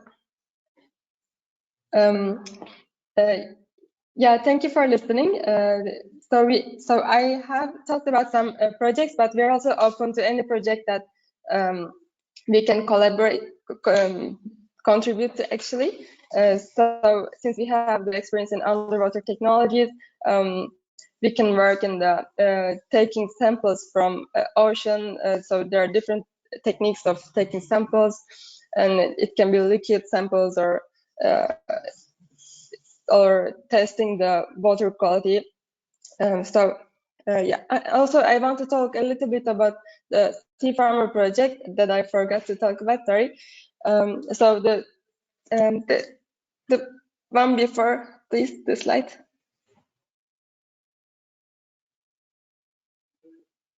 One before. Sorry, we've only got 4 slides. Okay, sorry. The Sea Farmer project is basically a remote monitoring and controlling the data in aquaculture systems. So to actually monitor, report, track the fish farm or the seaweed farm or the shellfish farm. So this is a smart system that will be controlling all the aspects of the fish farm, such as water quality, environmental parameters, and fish growth, fish size, fish health, and so on. So the main idea is to optimize the production, to reduce the costs, and also to collect data about the underwater life. Yeah, that is basically this. Thank you for listening. Thank you very much, Ilkes. And we have pitch number 3. Anne Ruddy is going to present for the company Red Rose Developments. The screen is yours. Thank you. I'm hoping you can hear me. Unfortunately, my camera seems to have failed. So could I hear that you can hear me? You, Anne, thank you. Yes, we can hear you. Excellent. Well, I'll carry on without my well. So greetings from Northwest Ireland, from the beautiful town of Balmollet. where you'll find Red Rose Developments. Myself, I'm Anne Ruddy, CEO and founder, and we are all about the seaweed. During 2020, we've had the fortunate position of being involved in 4 EU accelerator programs. We're currently on a US accelerator program, and there are 2 following in the coming months. And the reason for this excitement is all around our new developments. Next slide, please. Located in Northwest Ireland, we hold an aquaculture license for a site that is as close to an offshore site as you're going to get in an enclosed bay. It takes the brunt of the southwesterlies coming off from the Atlantic. Cultivation of seaweed is absolutely necessary. Demands are increasing almost daily as new applications are being found and discovered. The problem with large-scale cultivation is that it all comes to fruition at the same time, and currently there is a bottleneck in the processing. Our cunning plan seems to address that. We're looking at modulated floating seaweed farms that can be seeded close to shore, therefore representing significant safety for the ocean farmers. They can tow these modulated units behind their fishing boats in their normal fishing activities, and they will go out to an offshore designated site that will be monitored by various sensors, measuring the key activities that are necessary for healthy seaweed growth, the salinity, the water temperature, the nutrient level, photosynthesis. But also, they will take account of the threats, the changing water temperatures that could represent damage to the seaweed stock or the pathogens coming in. And using green energy, they can create thruster systems to maneuver the seaweed farm in its modulated form around the designated site, therefore promoting healthy growth. Once the seaweed is come to fruition and is ready for harvest, the fishermen will be notified that their farm is ready to be towed back. And this is where the clever part comes in, because the processing is linked to onshore processing units that are containerized, low capex, and works with a multitude of different harvesters, having many of these, an infrastructure of these processing sites that take the seaweed, both wild stock and cultivated stock. The wild stock will be controlled by the fact that the system is so small and only takes out sustainable amounts from the ocean, promoting healthy growth and supporting marine biodiversity. Next slide, please. The outputs from those units will be in liquid and solid form, both of which are mineral-rich concentrate. We're looking to submit an application under Farm to Fork.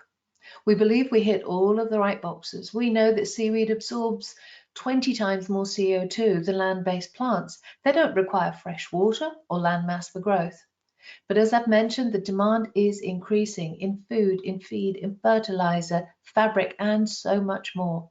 So the wild stock is under threat, with over 90% of Irish seaweed sales coming from wild stock.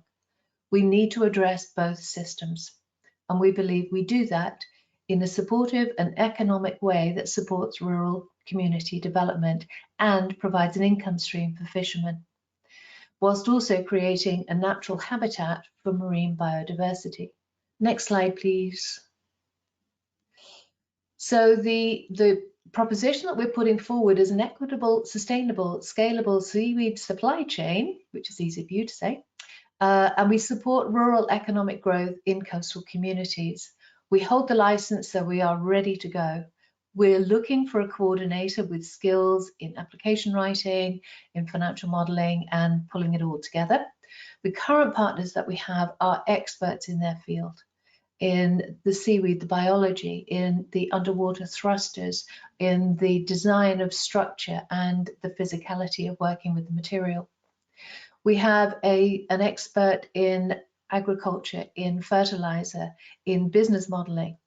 Where we have a skills gap, apart from the coordinator role, would be in the sensors, the big data capture, the analysis and the distribution of that data. If you feel that you could partner with us on this exciting project, please contact me. I'd love to hear from you. And thank you for the opportunity. Thank you. Thank you so much, Anne. That was 5 minutes sharp. Very good. Thank you. We'll have the next pitcher. That will be Matt Service from Agri-Food and Biosciences Institute. So please, Matt, the screen is all yours. Okay, good morning. Thank you for having me. The slide says I'm Matthew Service from the Fisheries and Aquatic Ecosystems branch of the Agri-Food Biosciences Institute. And I think the graphic on the right really says it all. Our research is very much focused at managing the aquatic ecosystem from headwater right through the groundwater to the open sea, including aquaculture and fisheries. Next slide, please. So the Agri-Food and Biosciences Institute, or from now on I'll be referring to it as AFBI because it's a much easier mouthful, is quite a large organisation with around 650 staff, scientists and support staff spread across Northern Ireland. And the sites include a fairly large 53-metre marine research vessel, a site on the River Bush salmon fishery, and we also have access to a number of aquaculture and other open sea sites. We tend to concentrate our work around the natural and marine environment, and as befits an organisation with agri in the title, a lot of our work is focused on animal, plant, human health and welfare and sustainable livestock production, which gives us a fairly unique range of science skills across the organisation. But for most of this, I'll be looking at the Fisheries and Aquatic Ecosystem branch. So we are one of the 3 main UK marine freshwater fishery science labs which divide the scientific services and advice to government on marine and aquatic matters, and we're probably the largest cluster, about 80 scientists in Northern Ireland of marine scientists. So our research focus, as I said earlier, is really on understanding sustainable management of fisheries and aquatic resources in an ecosystem context, and we're really trying to move this on, looking at technology and sensor development, including the use of AI. And the previous year projects have been the Horizon 2020 GAIN and aquaspace projects and various EMFF and Interreg projects. Next slide, please. So what are we targeting? So we're trying to link the coastal and marine ecosystem, as I said, and rather than looking at independent units. And so we're looking for collaboration in developing our already extensive sensor and sampling arrays to manage and model land-based pollutants into the marine and aquatic marine and coastal ecosystems, and actually work more towards developing what they're doing on the ecosystem health. So I've listed below a number of the clusters or areas of work where we think we could benefit or join consortia. Next slide, please. So just to recap, our main objective for us as an organisation is understanding the pathways of land-derived pollutants from terrestrial to the marine, with a key focus in demonstrating and understanding the various sensitivities of coastal marine habitats. And we're looking to leverage the development of our smart network of smart monitoring sensors to integrate this with remote sense data and longer-term ecosystem data, and to leverage more recent remote sense data, coastal LiDAR, orthophotography, and to further develop our ecosystem models which already exist at various scales, looking at nutrients into the marine environment, and more recently and more particularly developing an understanding of the coastal carbon metabolism, the blue carbon question. And so we're really seeking coordinators for projects, and we're keen to develop our links with people involved in data processing and management, and look for partners who actually want to apply ecosystem models and system management. Next slide, please. So I think that's really me, and I'll pass on to the next speaker. Sorry. Thank you very much, Matthew. We'll go on to the next pitch. It was Islam Urmatbekulu and presenting Sue Cooter. Hello. Hello, everybody. Thank you for having me. Hope you hear me. So let me talk about myself. I'm one of the co-founders of Sukutur. In this slide, you can see some of the designs are vessel. Can I have the next slide, please?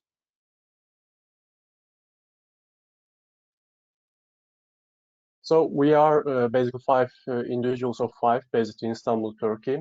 We do research and development of autonomous sea vehicle Sukutur, which we hope will become revolutionary in micromobility.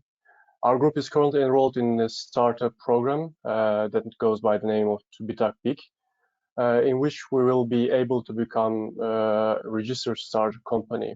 Next slide, please. So what is Sukutur? We designed Sukutur with the vision of sustainable cities, free from noise and environmental pollution. In addition to being emission-free, Sukutur will be created from recyclable materials.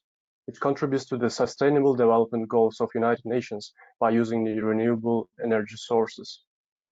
With this autonomous driving system, it reduces the risk of accidents to zero and offers safe travel. This is why our project follows the guidelines of Horizon Europe program topics such as enabling climate neutral, clean, smart, and competitive waterborne transport. Can I have the next slide, please?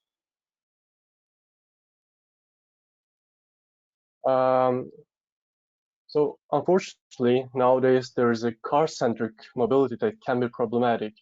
These problems have been shown to create situations as traffic and car accidents.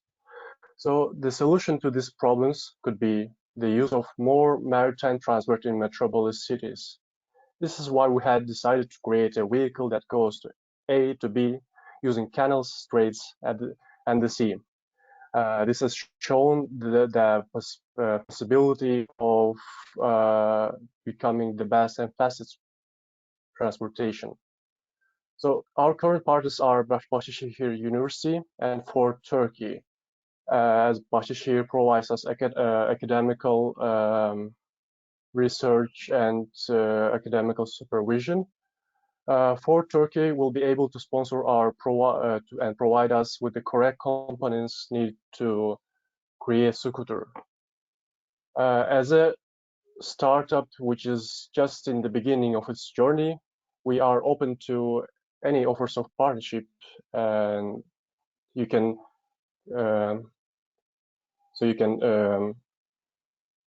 so that's it. Thank you very much. That was quite short presentation. Thank you. Thank you very much, Islam, for your presentation and pitch. We'll proceed to Eleanor, presented by Julie Shangivi. The floor is yours. Hello, good morning, everyone. Thank you, Elizabeth, for giving me the floor. So I'm indeed Julie Shangivi. I'm actually EU Affairs Manager at Alienor and working in the Fisheries and Aquaculture Hub. So thank you again for giving us the opportunity to make a presentation today. So next slide, please. So Alienor is a Brussels-based SME, and we are a communication and EU policy consultancy. A team of 11 people, mostly policy consultants, but we also have, as part of our team, a communication officer. And the reason why we are participating today in this event is that we have a long-term experience in acting as a communication and dissemination work package leader in the 7th framework program and in the Horizon 20 project, or as partner or subcontractors for dissemination and communication activity. And our experience is that indeed communication and dissemination of projects is an important part of the work, and it also requires a targeted and adapted way of communicating about the project, its results and finding, and making sure that EU decision makers and EU stakeholders take up on, are aware and take up follow up on the results of the project. So that's what we want to offer and why we are pitching today. So if we go to the next slides, so we just also wanted to present how we work. So part of our activity is to work on dissemination and communication activities for EU-funded programs, but we are also EU public affairs consultancy. So our work on dissemination and communication is backed by our expertise on EU fisheries maritime policies. And for different, it means that for different clients, we monitor, we analyze EU policies and legislations, and we support our clients and partners in reaching out to policymakers. So when we work on the EU projects, communication and dissemination activities, we already have the network of contacts, the relevant network of contacts in amongst EU policymakers, and we are used to translate complex, detailed and technical information into accessible and engaging policy arguments. So we would be happy to help project with that kind of activities. Going to the next slide, please. So as I said, we can act as work package leader for dissemination and communication, or as partner or subcontractor. And as it was highlighted in the first slide, we always provide tailor-made solutions. So depending on the project and the needs and the role we take in project, we propose activities ranging from creating the website, the visual identity, the social networks accounts, but also organizing policy events, workshops, or bilateral meetings. And here in the slides, we have also highlighted a number of areas of interest and policy areas on which we work on a daily basis. So on fisheries and aquaculture, but I also wanted to mention that Alienor also has, in addition to the fisheries and aquaculture hub, we also have a transport, so mobility hub, and also a circular economy hub. So knowing that several programs and participants today are working at the intersection of these areas. So please do contact us if you need any support in communication and dissemination activities or other part of our work in Brussels. Thank you. Merci beaucoup, Julie. Thank you very much. We'll just proceed to the next pitch. And here we'll have Jorge Oliveira from the University College in Cork and Ernesto. The screen is yours. Thank you very much. I hope that you can hear me and that everything is okay with the technology. So my name is George, and I'm the head of the School of Engineering and Architecture at University College Cork. Although I'm not addressing you today for the whole of the university, where we have, and my school in particular, where we have quite a bit of activity, especially in the area of energy. So if you could move to the next slide, please. As part of my activity, I'm a chemical engineer, and I've worked in food processing and food product development all my career, which is going on something like 30 years at this stage. And I also work on behalf of a company to promote and monitor research projects for product development.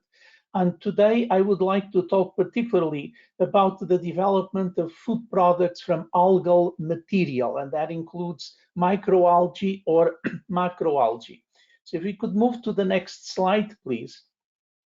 The interest that we have is linked to the major societal challenges, if you like, of how do we produce more food because the population on the planet is increasing. Where are we going to get food proteins?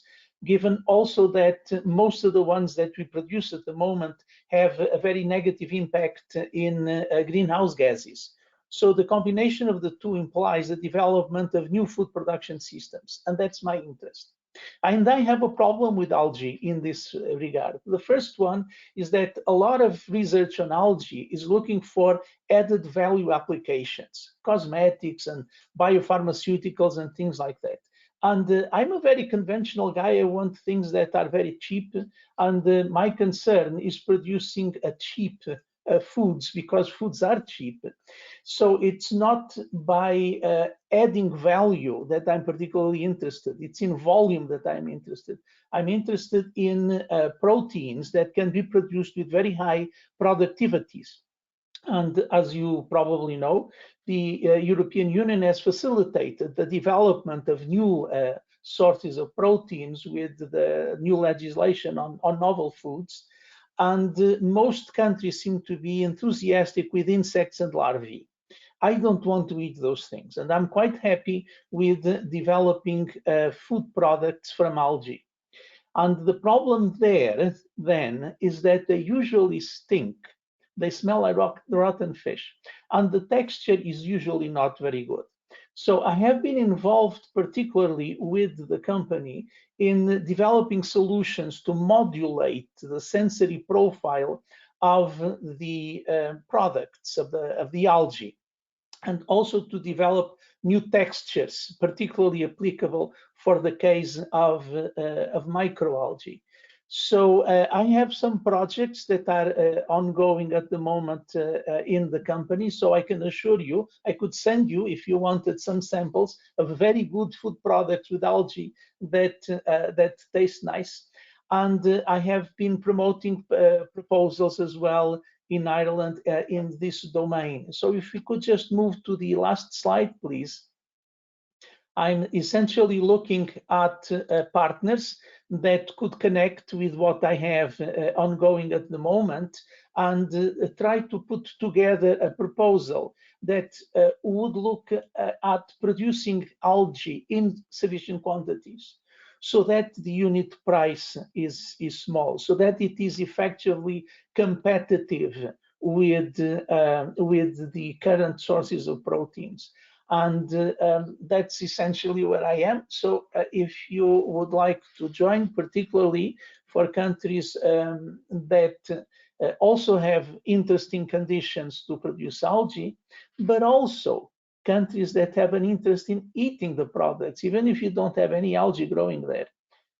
Because part of what I do is essentially the product development, the change of the sensory properties, but then all the consumer end of things and the food acceptability issues.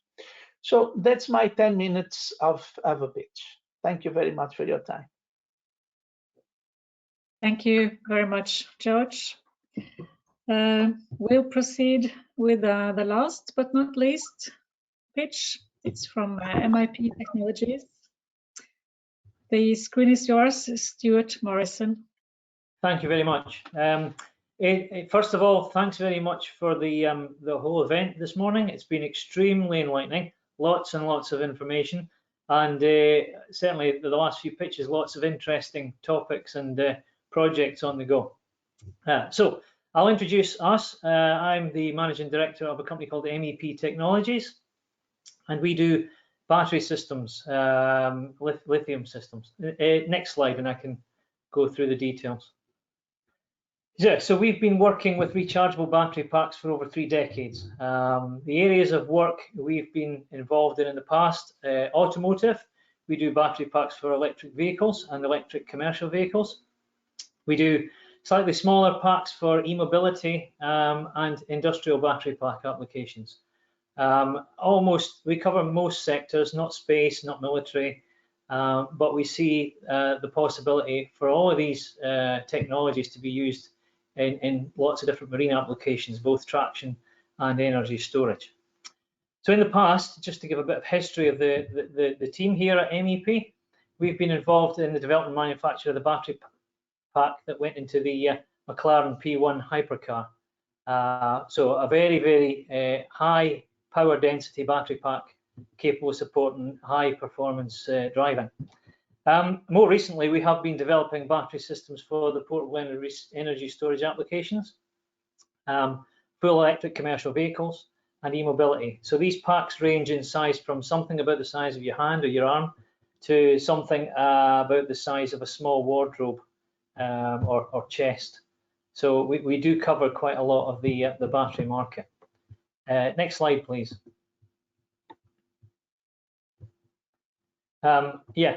Before I go through this slide, I'll talk a bit about the company. So we are an established manufacturer. We've been around for 5 years, picking up from a previous company that we were involved in. So we not only design battery packs with using new technologies and unique applications, but we do have ongoing production facilities producing battery packs into the thousands. So we do cover the whole range of battery design and manufacture. And we're seeking opportunities to develop large-scale battery systems for traction or energy storage applications. So some of the areas of the marine sector that we think we can develop into are a sort of deep sea energy storage, or possibly some traction applications for USVs or ASVs. We have developed a new technology that we call Pulse Store. It's a development that's part funded by the UK government, and it's based on the combination of supercapacitors with lithium cells. And that allows us to create battery packs that are both high power and high energy, where in a lot of cases you have to choose one or the other, and there's always a compromise based on the different chemistries that are currently available in the market. In the past, supercapacitor technology has been extremely expensive, and this is why it hasn't really progressed much into the battery industry. But our hybrid architecture allows us to use just a small quantity of supercapacitors in conjunction with the more traditional technology, and we see uses for that in large applications such as trains and marine vessels. We also have our own battery management system.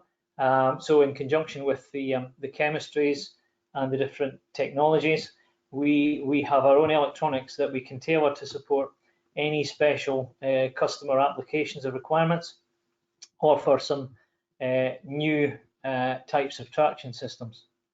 Next slide. So what would we like to get out of the event today? We'd like to find an application that we can demonstrate the capability and benefits of the Pulse Store energy system. I know I've got a few contacts lined up later on, and there are also a few requests to have meetings, and I'll hopefully get back to people soon after this, and we can get organised. So it's been so far very, very good for me, networking and making contacts to progress our objective. We currently have no partners other than the partners we're working with on our UK government funded project, and that's a land-based off-road vehicle application. We do have suppliers already lined up for the battery system and for the supercapacitors though, so we do have the ability to create the system and tailor it to possible application requirements. Ideally, we'd like to continue and make contact with vessel designers. So as I said before, autonomous surface vehicle, autonomous underwater vehicles, ferries, or possibly not autonomous. Remote control is also a possibility. I think I didn't narrow it. I wouldn't narrow it down. And anybody who's looking to either fully electrify or hybridize their drive systems. And so at the bottom of the screen there, there's the contact details. I'm sure if anybody wants to get in touch, we can talk through the application, but I'd look forward to hearing from you by email. Thanks again for the opportunity to talk to you. Thank you very much, Stuart. And that marks the end of this limited selection of pitches that we have prepared for you. So if some of these or one of them really triggers your interest, get in contact with the person who has been presenting this, and their contact details, as we already said, you have in the presentations afterwards. So thank you so much. Thank you, Lisbeth, and thank you to all those fantastic companies. I think it really was just the tip of the iceberg in terms of some of the participants we have joining us today. So we're starting to wrap up now. You heard it yourselves. This is really one of the most strategic and interesting programs that's ever been developed by the European Commission, with a really broad range of opportunities through both Cluster 5, Cluster 6, through the partnerships, and also through the Mission Healthy Ocean, Seas, Coastal and Inland Waters. What I would say to you is that, you know, while the early part of the morning is done, what really starts now is the work through the B2B platform. So through your meetings, through seeing the other marketplace opportunities that are there, all that information will remain on the system. So you can go back to it at any stage if you want to follow up with some of the companies or researchers that are on the system. You've heard from many of the NCPs today.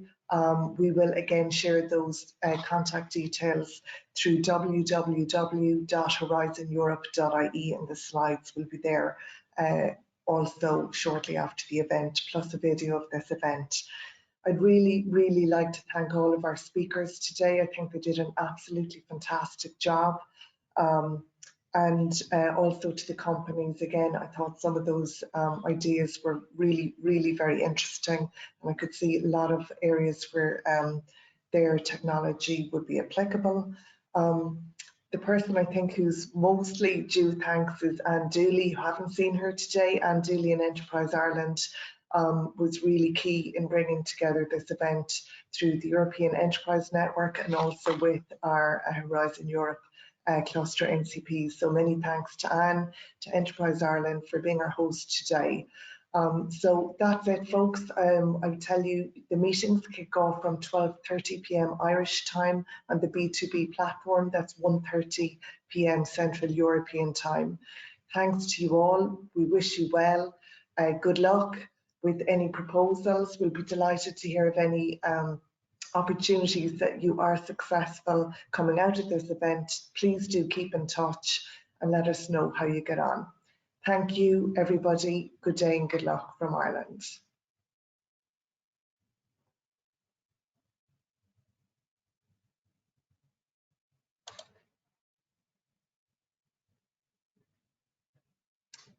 And I presume you're going to stop the broadcast. Yeah, I'll stop it now. Thanks, everybody. Okay.